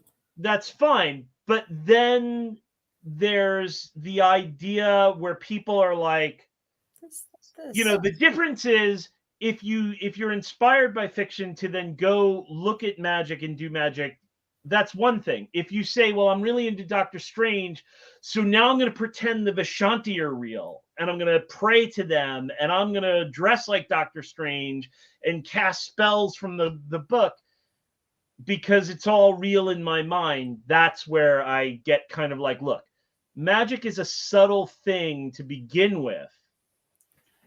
So if it's a subtle thing to begin with, and we decide to just say, okay, so then I'm going off into La La Land fantasy, like the fact that it's something that most of the world doesn't believe in, that it is subtle enough to not be detected by scientific instruments, that people could wage a really good argument that it's not real at all. And so you would say, well, so many people do have always acknowledged it. It's always been a part of pretty much every culture. But, I mean, it's just the way it is. If we take that as license to just be then like, so all my fantasies now are magic, that's like a ticket to the loony bin. If anything, your engagement with magic should make you say, you know what, I'm going to get much more real about everything else. Like, just because I believe in magic does not mean that I should believe that lizard people run the world. Oh, that the world is flat. You're not into lizard people thing? Not into the lizard people thing, not into the flat earth thing. Like, and so when people are like, well, I believe something that other people don't believe, so who am I to say?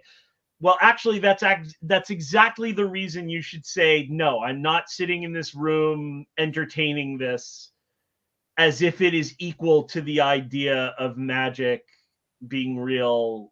I'm just not. Like, I'm not playing in that field. And I saw the questioner said that Jedi is a real acknowledged religion. So the thing is, being good for magic and being acknowledged by the state as a real religion are two things that have nothing to do with one another. That's a fair point. If enough people get together and decide to any country that has freedom of religion to any extent, and then offers special privileges to members of a religion, for instance, as long as they are a religion, right? Then you really have to have an ability for any group of people to create a religion based on anything, and it could be completely secular. So it is Satanic Temple. What? Satanic Temple. Literally, they say right. they are non they are humanists, they are not right. theists. Like right. And there's plenty of non-theistic religions, major religions that are non-theistic religions. So, but that's a completely separate issue with, is this a good way to make magic happen? These are two very different things. So the fact that Australia recognizes Jedi as a church and will let you marry people and things like that, and I'm sure America will too, and that's great. You want to have a Jedi weapon, a Jedi wedding? Cool, I'll go. I would look, I will fucking don. I'll go as Darth Anomenandum and cosplay at the wedding. Oh, I love the hood. Nice. I like the beautiful hood, just on par, like with right on deck. I took my sweater off, but I had my hood on deck too. Yeah. So I'll totally go, but that's it's not. But let's say you're watching. So if you're watching Star Wars, right, and you're like, I'm into magic and I'm into Star Wars. and you think, therefore, I should call myself Darth something or Jedi whatever, and make a pretend holocron and things like this. What's a That, holocron?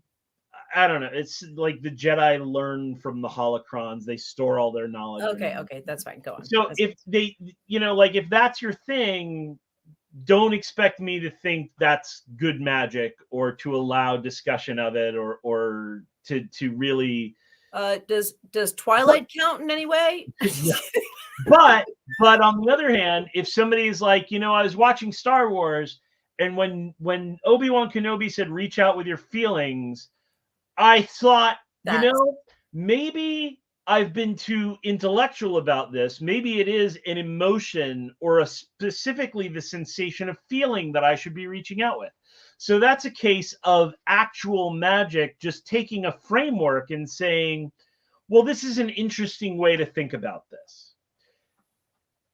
So that's the difference. That's the big difference. One is cosplay and pretend and fandom and blending fantasy with reality to a degree that it becomes debilitating in some people. And then the other is sort of, constructive. Well, I think it's seeing the magic metaphor in entertainment, right? Like I can see the magic metaphor in lots of entertainment, including the Force. Like, to reach out with your feelings, to be able to, and the Matrix, right? It's right. It's not about the spoon. Right? The year the Matrix came out, it's about the energy around it. Every Tibetan Lama was going around the country going, "You watch the Matrix." Like it's kind of a good. It's kind of a good analogy for samsara and how life is illusory and how we construct reality around us, even though there's not an inherent tangibility to it. Were they saying that, it's actually not the year 1999 and that we're all being, we're all plugged into machines? No, of course not. So that's the difference, right? So, yeah. So I did a thing on Lovecraft, but the idea is that perhaps Lovecraft was inspired by or talking about something that might have some real teeth to it. That the fact that we're still talking about Lovecraft all these years later, right? Not Cthulhu is real, but the idea that there are spiritual powers that aren't human focused, that are just alien, that humans are hello plants, right? Like they're not a Greek pantheon. They're not any kind of human pantheon at all. It's not human form? Right. It's not, anthrocentric at all. It's entirely like we're just kind of, the cosmic horror points to something. And Scott Jones writes about this in his book about he calls it Rillian spirituality. It's very good. Rillian? Like Rillier, the city where Cthulhu lays. Got you. Okay, got you. I think there's a lot to be said for. None of this is in my new book, by the way. It's all like one arcane audio. So for anyone listening, if he's like, I'm really confused about what this book is about. Oh my God. If they thought we were talking about this book, if anybody tuned in thinking we were going to talk about this book, they've never seen either of our shows before, because we both knew we weren't going to tune in to talk about this book. This book, right. We opened that way and we went that way a little bit, but come on. Yes. I know that authors don't want to talk about their current fucking books. I am well versed in what authors want to talk about, which is whatever the fuck else is cool and going on. There you go. Actually, that's not authors. That's everybody. That is true. Me included. So that's what I was talking. Did you ever answer my question about what you're excited about? No, I'm doing, I'm doing some things on, well, I've got a secret project coming up that might involve a hardcover book. So I love secrets and yeah, hardcover books. I could it'll be a few years away. Okay. But yeah, the groundwork is laid, and Brownlee and I are having meetings about it, and yeah, so there's a real possibility of something like that happening. So, But other than that, I'm excited that we're coming out of COVID times, and able to get out and travel and things like that. So I need to grab some water really quick, but I'm still listening. So, but I have a question for you. So, what's the mask situation where you are now?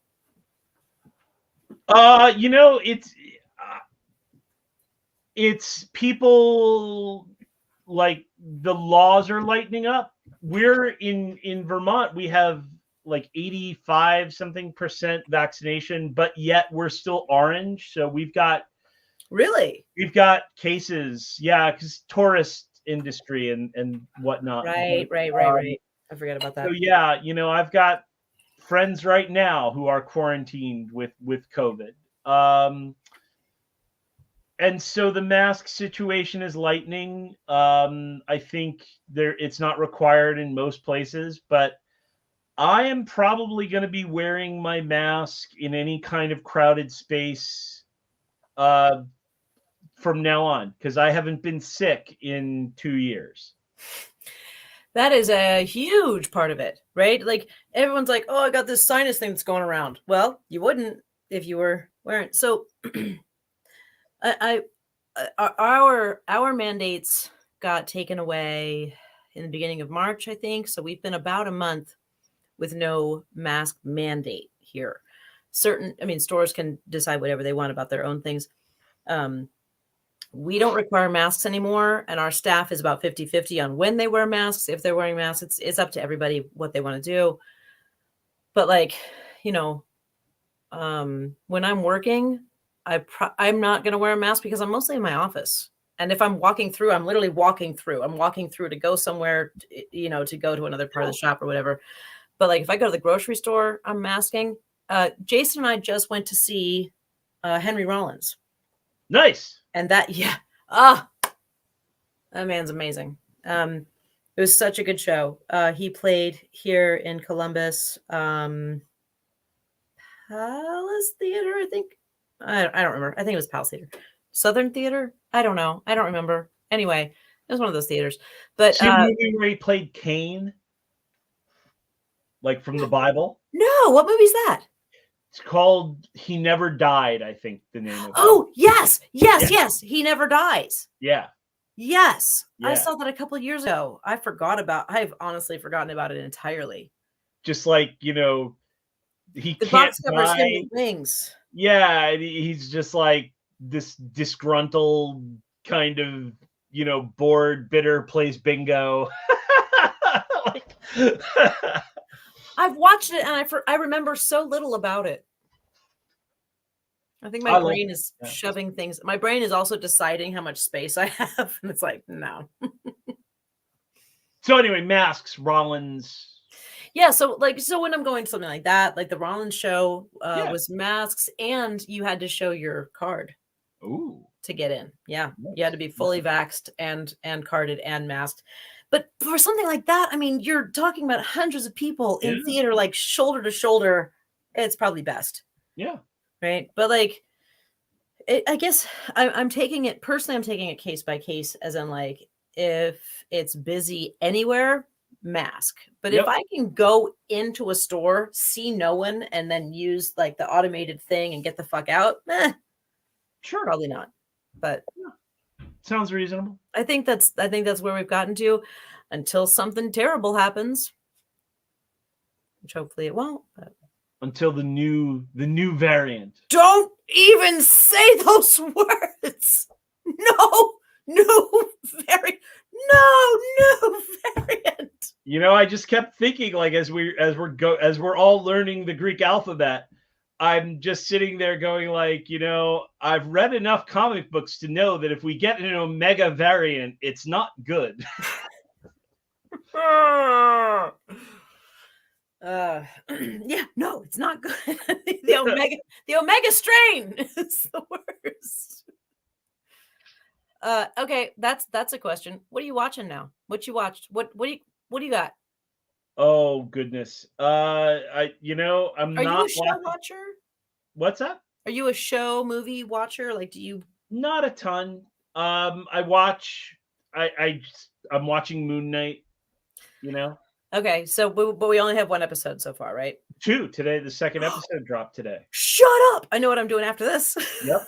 Yep. Suddenly, Okay. Tiffany's like, "All right, bye, Jay, bye." Bye. Yeah, no, the second episode, I watched it before the show with my son. It was good. It was very good. First episode was a little slow, but it was like mid-season Daredevil slow for me. But this new episode it's charging up. It's Okay. getting there. You know. I feel like the first episode was a lot of like just throwing you off kilter and just like Yeah. because I don't know anything about Moon Knight, so it was like it was totally. I'm I sorry. just watched a show with my wife, Black Earth Rising, about it's about the aftermath of Rwanda, and it's amazing. It's such a good show, such a fantastic show, and Black Earth Rising. yeah, Celebrity Crush is the actress in it whose name I can't remember. But it's a fantastic show. She survives. She's brought out of Rwanda by aid workers, and grows up and works for a lawyer that investigates these things. And her mother that adopted her is trying people at the Hague, basically, or the United Nations court. And stuff happens, and then mysteries are revealed. These are And called non-spoilers when we say yeah, happens. they're so they get deep. It's fictional, but they get deep into the very real history of what happened both during the genocide and then after the genocide. What happened in Congo? I guess it was then Zaire. Where the Hutus who perpetrated the genocide left, and then what happened to them was like genocide on a smaller scale. So it was a really, really great show. But yeah, we watched as a family. We're watching Bel Air. What's that? Okay, so it's on Peacock, and it is the dramatic retelling of the Fresh Prince of Bel Air. Oh my god! So instead of like to bring it all dramatic. back, wait, it's a dramatic retelling. It's a dramatic retelling. So the episodes are an hour long. Carlton is snorting Xanax. Will is there. It's not just that he got into a fight and his mom freaked out. Like, there was a drug dealer who was stealing drugs, kill him, and yeah, it's great. All the characters from Fresh Prince are there, but it's a dramatic. You're talking about dark. It is a dark retelling. I mean, it's not dark like like what's that show? I haven't watched it, but everything I've heard about Euphoria, it's not like that kind of dark. But it's a family drama. Okay. Yeah, Euphoria is a fucked up. It's an amazing show. It's an amazing show, but it is a fucked up show that every episode I would have to be like, okay, I need some downtime. I need to decompress. I need to kind of process what just happened, and I need to not look at that again for a while. I've got kids that are in middle school, and so I don't want to see. I don't want to see. I watched it with my daughter. Sex/drug lives of high school kids. I'm good. I'm gonna skip. I watched it with my daughter because she had already seen it, and she came out and she was like, "Oh, you're watching this?" And I'm like, "What?" She's like, "Oh," I'm like, "Oh, okay." Yeah. So she's like, just so you know, it's really intense. I'm like, okay. Now you know you're getting old when your kids are telling you, like, I don't know if you're, this is for mature audiences, Mom. You're Well, you gonna know have what? to. Okay, there is a. I think there should be a different rating system because there's like for mature, there's for this age, there's for mature audiences. I think it all should be one like this is one you can maybe watch with your 15-year-old. Like I just want to know Right. that where are we on this? Because there's some heavy motherfucking scenes that I'm like, oh God, I don't know that I want to see this with you or that I want you to see this with me. Like, Yeah, no, I get it. Yeah. I mean, I remember once like my dad was visiting and like we're flicking through the TV and I like Californication was on and I like watched it a few minutes and then it got heavy and I was like, yeah, I can't do that. Not maybe like, not, maybe not. yeah, maybe not with dad in the room.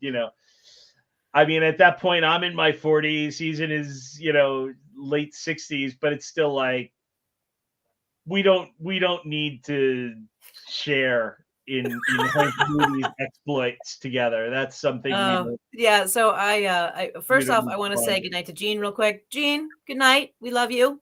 Sleep Good well. night, Gene. Jean runs our book club. She's amazing, and we love her so fucking much. Sleep good.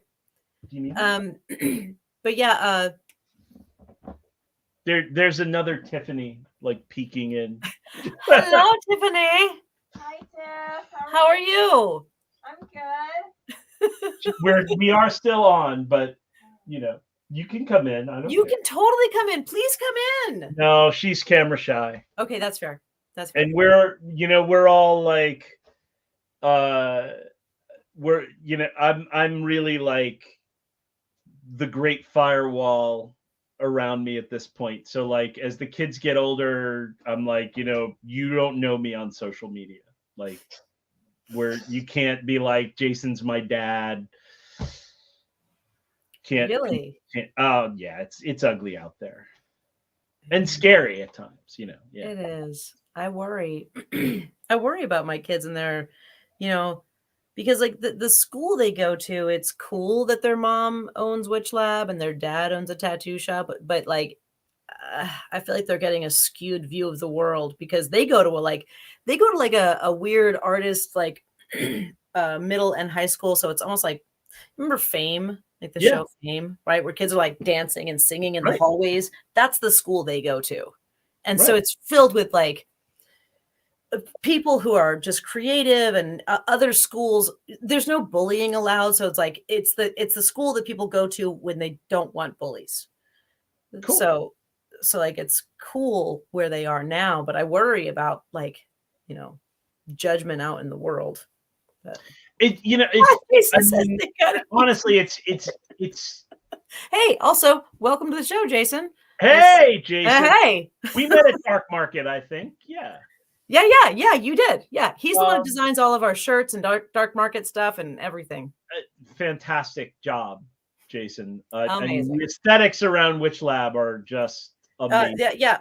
Just real quick, this this thing, Jason made this. Yeah, right? Fucking gorgeous. Absolutely. So, yeah. But yeah, no, it's I mean, there's that kind of thing, but it's also just the crazy people that that I worry about. Right. And that's right now, like this morning I woke up and like someone on it is impersonating you on Instagram and they're soliciting readings, and that was actually on my list of things. I had the same thing earlier this week, and so we've got that. But this is the 5th time it's happened to me. The others were on Facebook. Once was like a romance scam. And so this person's daughter contacts me. He's like, I found you. I'm going to call the cops. And I'm like, I'm not who you think I am, and you should definitely call the cops. Definitely call the cops. There's some catfishing going on. You should definitely call the fucking cops. Absolutely. Like, I will report this to Facebook. You should definitely call the cops. And they're like, I know it's you. And I'm like, listen, you don't need to believe me. Just go to the police. Like, they will. Like they will give Facebook the warrant and they'll sort it all out. And so it's, I mean, even within the community, there are enough Wait. I just unstable want and really crazy people that are, So somebody was like catfishing somebody's daughter. No, they're somebody's mom. Okay. Okay. Yeah. I thought you said it was her dad. No. Okay. No.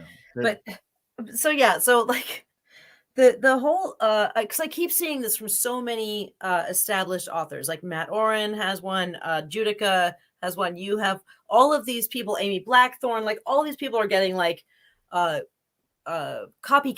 It's copycat probably people. all one person or a group of people that are just moving through the Instagrams that they think they can get readers, solicit readings. And what happens from there? So let's say they hook some sucker who's like, hey, Jason Miller reached out to me and he wants to do a reading for me. And then what happens? Like, then they pay them and then they get some shitty reading? If they even get a reading. It's a scam. And all you can do is report it to IG, put something up on your own thing to say, this is happening. I changed my Instagram bio. You only get like so many characters, but I had to change, I had to get rid of something so that I could put in, I will never DM you for readings or business in any way, shape, or form. So yeah, it sucks, but the scammers, that's all part of it. Hater, it's the price of, I guess you'd call it field famous. Like, you're not a public figure. I'm not famous in the traditional sense, but in a small group of people, you become famous. Is that called field famous? I just named it. That's right pretty now. good. I gotta tell you, that's pretty good because I've been in different fields, like the magic field, like the piercing field. Like there's definitely like tattoo field, like there's definitely like people who are famous in those industries. Like if you go out to dinner, chances are no one is going to come up to you and ask for your autograph. But if you walk into a convention, people are going to lose their minds. Right. So I like that. Field famous. That's good. Yeah. So field famous. But there's unstable people. There's people that just, they decide they one day they'll go into WitchLab and just decide that you guys are evil and they may have been to all of your courses and they'll just one day flip and be like, they're terrible and I'm going to destroy them and drag their name through the mud online. And it could be anything. So a lot of this happens and so yeah, the firewall, that's can't have nice things, can't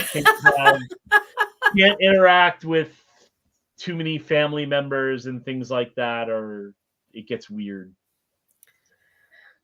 Yeah, that's fair. I feel like people know where you live. And the more, that's the thing. Like the more you allow your personal life to be seen is the problem, right? Like the more you, I have this fucking great picture of, my 3 kids and Scarlett, my oldest boyfriend, and it's this beautiful picture of all 4 of them walking towards me, and there's they're all like teenage to early 20s, and I don't want to post it because I'm getting more and more like I don't want to show my personal stuff to the world. So listen, my advice for you, and again, all of you out there, I'm talking to you now. All of you out there, if you're planning on writing something or doing something or in really any community that you're that you're gonna gain notoriety in,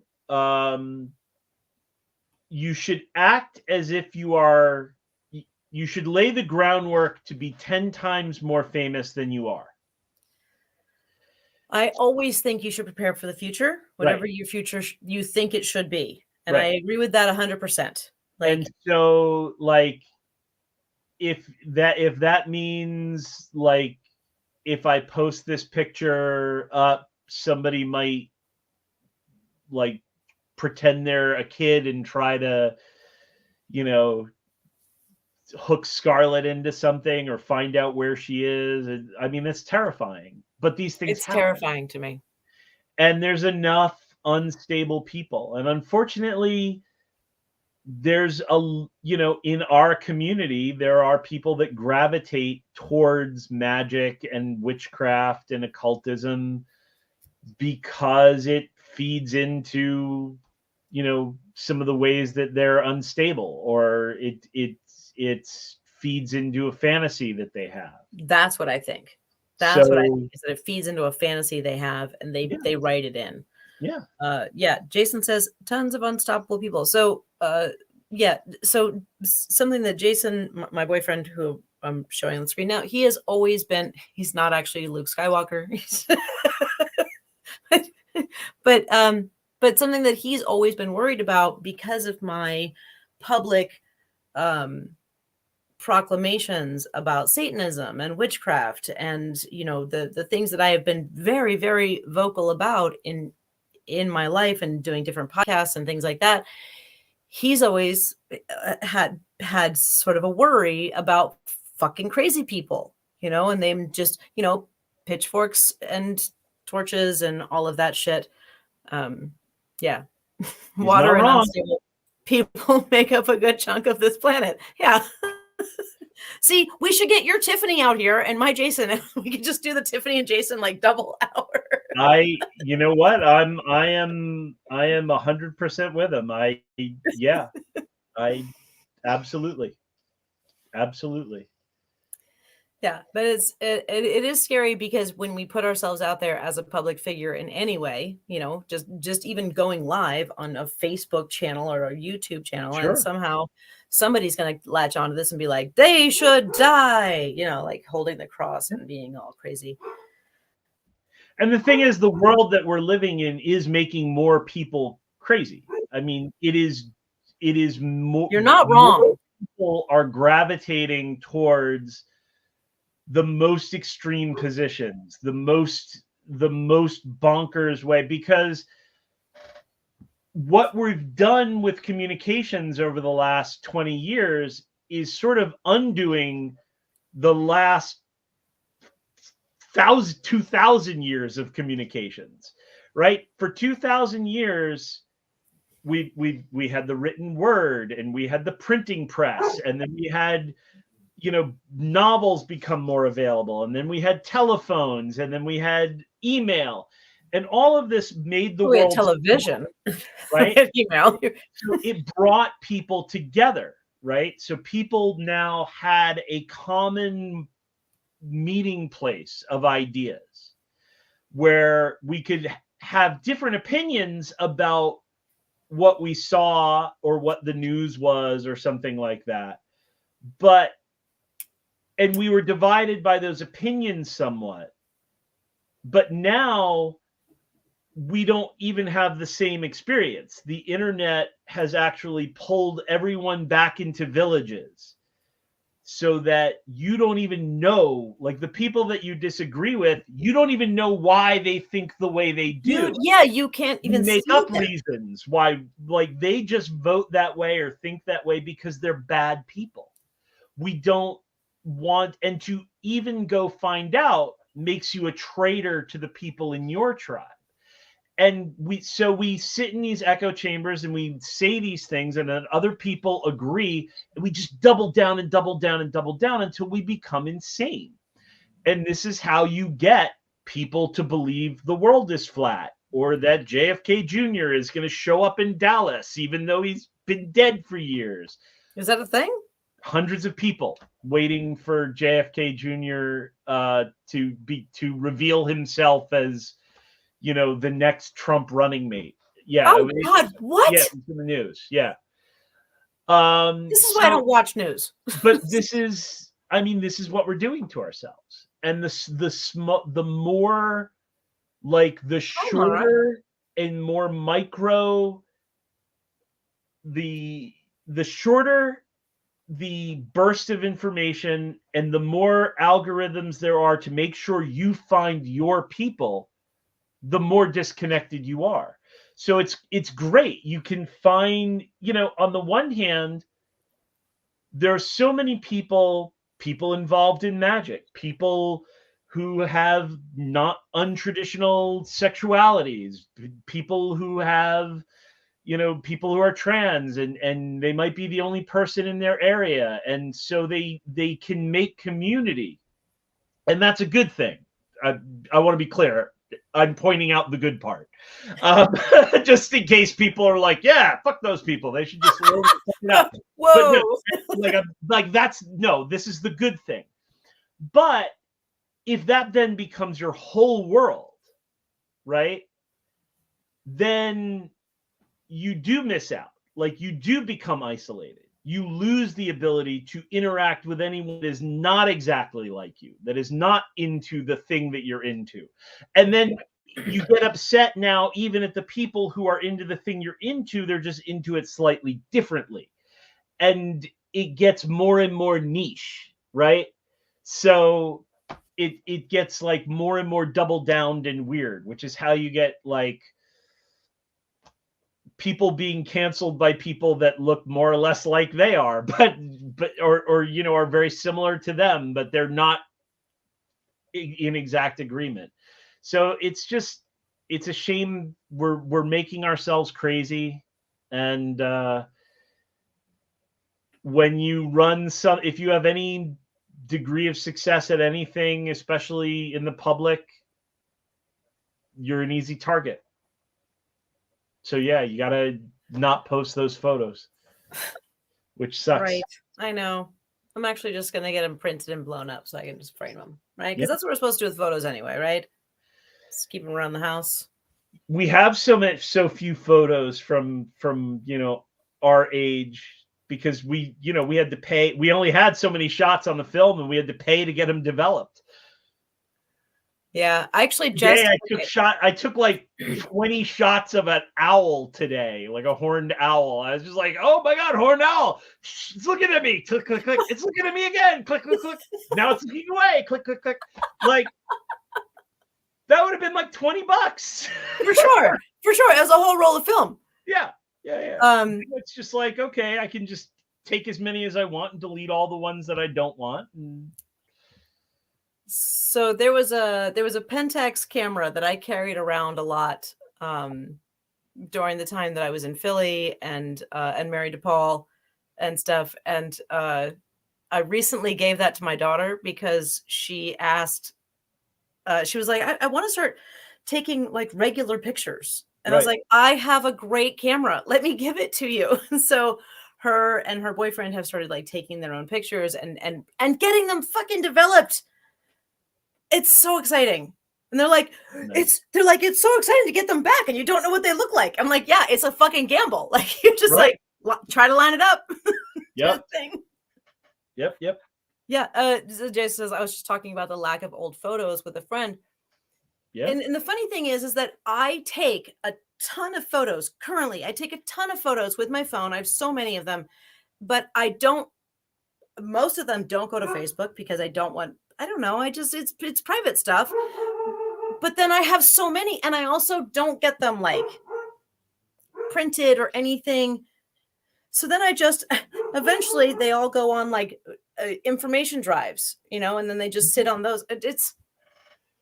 Well, it's cool. Tiff discovered that you can, like, from the phone. I don't know how she does it, but like she goes through the Google Photos and just like hits a button, and then a couple days later we're getting photo albums at our house of these photos from Google in hardcover albums. And they're not even like you can get individual photos, but they're like printed on the paper of the album. So you're getting a hardcover book with all your stuff in there, like it was a produced book by a publisher.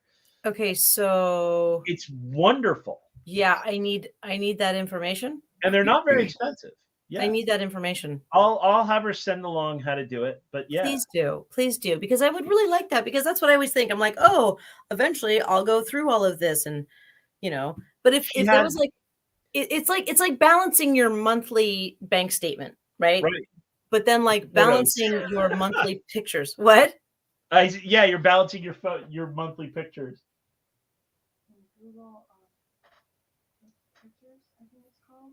Yep. Google Photos, yeah. You literally, when you have a picture open, you just scroll up. Okay. It'll say buy this print, and when you click on that, it opens up the store, and you can buy books or individual prints or make canvas prints. Nice. So you just have to scroll up. Google Photos, the app, and then you open up a picture, scroll up, and it will give you an option to buy the print. And then when you click buy the print, it will give you all the options. You can get canvases made or anything. Beautiful. Yeah. Beautiful. Thank you, Tiffany. Thank you. You're welcome. We found an old tin type of her great grandmother, great grandfather, excuse me, at the beach on the boardwalk, and she took a digital photo of the tin type and then had it sent off, and now we have a big canvas of it. But we also still have the original tin type. So that's awesome. Yeah. I think that's something I would like to do, is have more photos printed for the house, because as the old way was, you'd get your film developed and it would come in those little envelopes, and those little envelopes would then go in a box, and then someday I'm going to put them together in an album, right? When I'm retired, I'm going to go through these and put them in an album. But I think that to have the option to like I said, if you're going to like do a monthly cleanup, right? Like some sort of doing your bank statements and maybe doing a facial mask, and then like putting all your pictures that are important from that month, right? Like make it a whole thing. Because when I go through my pictures on my phone, just trying to find something from like 2 months ago, there's so fucking many pictures, and they're all awesome, and I don't want to lose them, but I also don't want to use Facebook as my goddamn photo album. Yeah, definitely can't.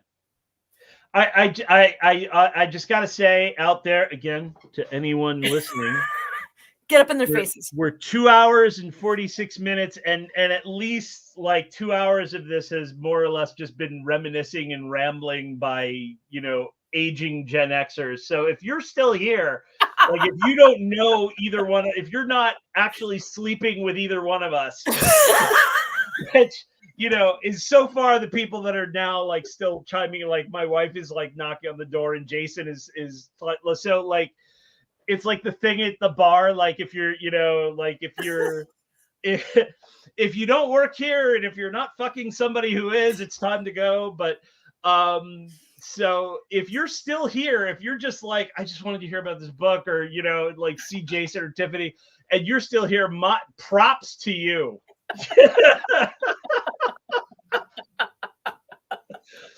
Yeah, if you wanted to hear about this book, you probably should have stopped listening about an hour in. We were probably about done with it by then. And even then, that was a stretch. And I hope we're doing this when we're 60 and we're like, men back in the day. Oh my God. If people want to listen to us talk when we're 60 doing exactly this, then I feel like we've succeeded. Absolutely. Totally. 100%. Definitely. Well, I feel like we should probably bring it to a close then, because we've gone close to 3 hours. Right on. Okay. So any closing thoughts from you? Anything that you want to make sure that people know too much already? All right. Well then. No. All right. So not Protection Universal Mind. Consorting with Spirits, coming out May 1st, available wherever books are sold. May 1st. Okay, I didn't know. I had no idea when it was coming out. It's Amazon tells me it's coming out on May 1st. Okay.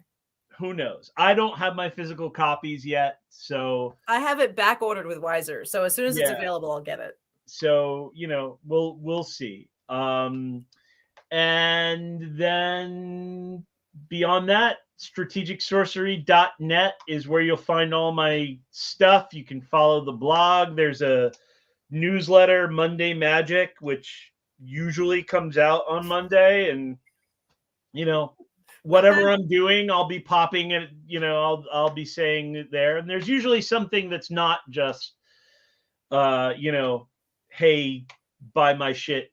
There's usually like content there. You do a lot. Okay. You do a lot of fucking thoughtful content, like a lot to the point where I'm like, okay, what's this? And I will actually like, you know, be like, all right, what's this thing he's talking about? You know, I'm really I'm so self-conscious about mixing like ad copy and content. Like if I'm selling something and then I think of like a blog post that relates to a course, I just did one. And at the beginning of the post, I was like, okay, listen, there's something here that's like for everyone, but it also ties into a course. So at the end of it, I'm still going to pitch this course, but I feel like you should know that up front, because if I lead you in with an article and then at the end, and I'm like, and if you want to know more, join Jason's course. Like, I feel like that's garbage. I hate reading It's articles. gross. No, it is. That's gross. But you're like, no, just so you know. Yeah, like just so you know, like I like to let people know, like, you're looking at sales copy, like this is what this is, and it's honest copy, but it's not, you know, I posted it with the hopes that somebody would buy, you know, a course or a book or whatever it is, as opposed to just general education. So on the rare occasions those mix, I usually am like, you know, hey, you know, heads up. Like, I'm going to sell you something at the end of this. But even if you don't buy it, this information is still stands on its own. So the newsletter is mostly just thoughts on magic and stuff. But it's great. It really is. I'm glad. I like it. I like keeping in contact. I mean, I feel like because I know you, I feel like it's me keeping in contact with you because I get to see what you're doing and stuff. But also, it's always fucking interesting. It's, you know, just because I've known you for a long time, that I take your classes, I take your courses, I read all of your things because you always have some really amazing, new, relevant, modern, like as in like right now, view of shit that's going on that I tend to align with. And so I find it compelling and often thought-provoking. And sometimes I'm like, you know, I want to talk to you about it. So like it's always good. And so I think that people should be following you because you seem to be one of our current sorcerers, like current in the current as of right now, feeling what's going on magically with the world. I feel a little bit more protected. I feel a little bit more ready because I know you and because I know to follow you. Is that weird? But like, it just seems. I'm the only thing that stands between Earth and the powers of dark. Yeah. I think you're one of the things. I think you are one of the strong pillars, and I challenge anyone to fight me on that because I think that most people would believe you. Your no bullshit take on things, your New Jersey take on things, and your incredibly long career in magic and incredibly varied. I mean, fuck, you went to Tibet for like years and did shit like seriously. It's been a while. Your resume is ridiculous. It's been a while. I've been a few places, done a few things. This is what I'm saying. A. Johnson says, love the newsletter. Love that Jason is such a straight shooter all the time. Thank you, A. Johnson. That's exactly what I was trying to say. You are a straight shooter. You've got this like, you're like, okay, here's this. But I love like the straight New Jersey, right? Like, I want information. I want news given to me in a New Jersey way. Like I want that. I want a New Jersey way. the amount of fucking authors recently that I've been looking at or talking to or whatever, it just, the amount of New Jersey that's been being pushed in my face lately is ridiculous.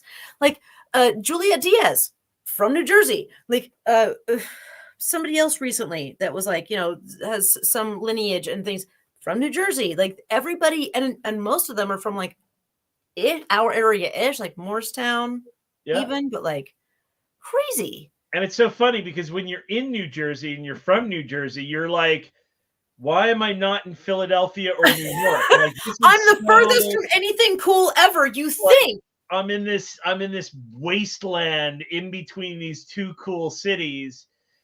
And then you leave New Jersey and you go to, Vermont, and there's like, wow, I have to drive an hour just to get to a Target. That's your thing. I mean, you decided to go to Vermont from New Jersey. I did. I love it. I love. I can walk outside right now and not hear a goddamn thing. So your Airbnb situation is better? Well, at the moment it's mud season, so we don't have a lot of people, but we're still fighting the battle. That'd be frustrating for me. Yeah. That would piss me off a bunch. It's been an issue.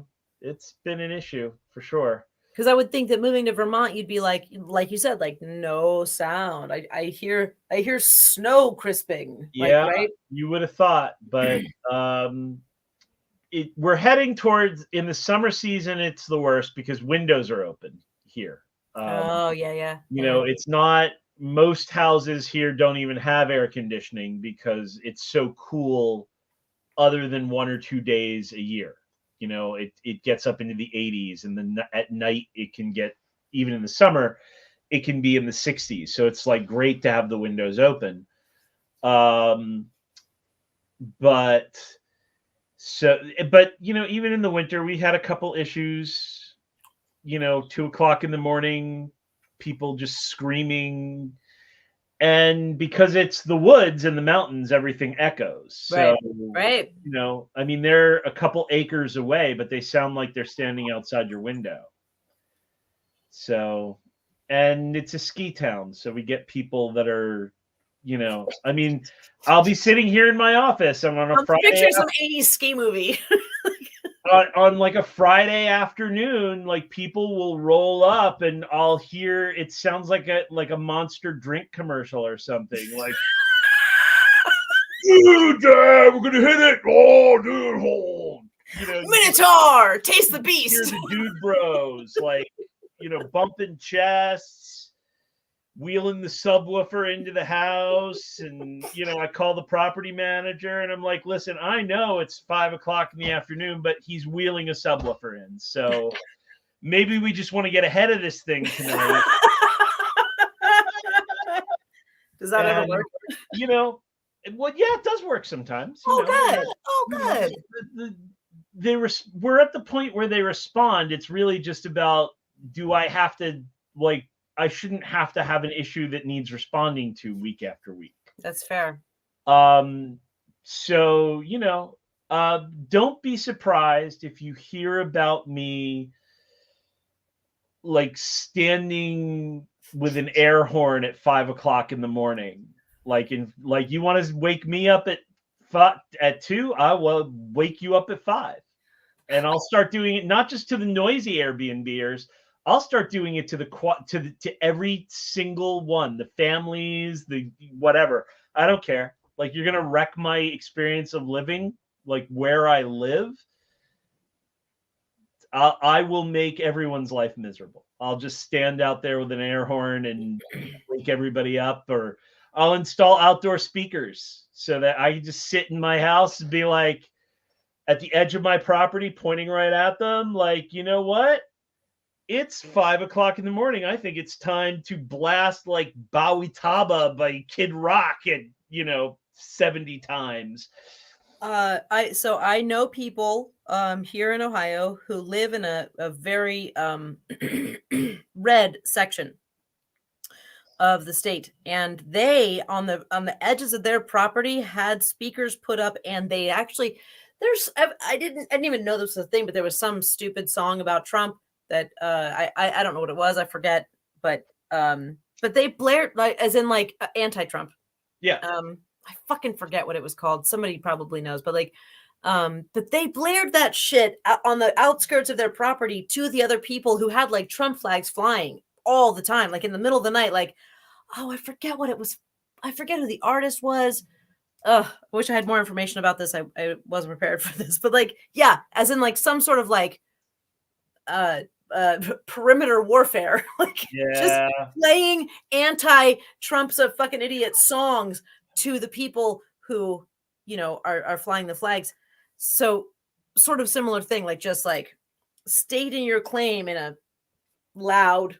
Yeah, you know, we've got the flags. I mean, I'm in liberal Vermont, but we've got the flags, and we've got somebody in town that has like a Confederate flag flying in Vermont.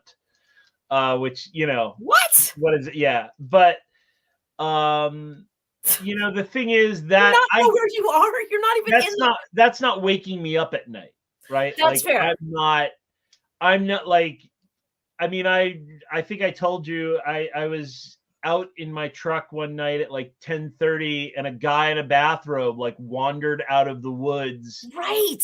Going up to my house, and I'm like, dude, where are you going? What are you doing? Yeah. Right. And then, you know, I just basically pointed him to the driveway, and, you know, and then I had to call the officer. You know, we only really have two, but so I know them, you know, so I have their personal cells. Shut up. But I was just, yeah, of course. But it's like, you say that like that's normal. It's for me, that's so not normal. You know, it's funny. I had there was a friend of mine who's a student. She came up and she visited, and we got brunch, and like the sheriff, he's chief police, and like he called me as we're having brunch. He's like, I just want to know, this is what we're doing about that, you know, complaint you issued. And he's like, she's like, wow. Wow. But yeah, it's a small town. It's you know, less than 1,000 people. So but you know, I had to call him up and just be like, listen, this guy in a bathrobe, he's wandering around. He thought he is stoned out of his mind. No, he's not dangerous, but if he decides he's too tired to go home, we're gonna wake up to a douche sickle in the morning because he'll be frozen to death. Like, I don't need, you know, I don't really need my kids to driving them to their bus stop and like, well, what's that? Oh, that's that, you know, that's that Airbnb frozen on the side of the road. Happens here. Called living in Vermont. Yeah. But yeah, it's serious. It's an issue. It happens. Actually, it happens up at the college all the time. Like, people just fucking freeze to death because they're not ready for the weather. They're wandering back to their dorms drunk, and then they pass out, and then they freeze to death. That sucks. I've heard of people passing out so drunk on a remember those like heater things we used to have? What are those called? Radiators. People would like pass out drunk on a radiator and fucking burn their ear off. Yep. Same kind of thing. That you're just so fucked up and out of it that you just don't even know. Been there. Luckily, not in a freezing or horribly fiery state. And no. Philadelphia was kind to us in that regard. Yeah, you know. It tempered us, I think. Yeah. It did. I remember I got woken up after when I worked at AIG. I went to an AIG party, and I like got woken up by a park ranger in front of the Liberty Bell. Not in the building, just, you know, in front of it. No, I get it, but like at the outside of the. Yeah, like, you know, hey, like, go home. I didn't know that, but that's hilarious. Yeah. Okay, we really should wrap this up for reals. All right, 3 hours in, we're done. But yeah, and so you told people where to find you, right? strategicsorcery.net. That's the one. Go find him. He's lovely, and I love you all. And thank you so much for hanging in there. this has been an amazing show. And I will be back in 2 weeks, I think, as long as nothing gets fucked up, with Bree Nick Guerin, and then a bunch of other stuff after that. All right. I love you all. Say goodnight to the people, Jason. Good night, people. We love you. Love you too. See you soon. See you soon. Take care.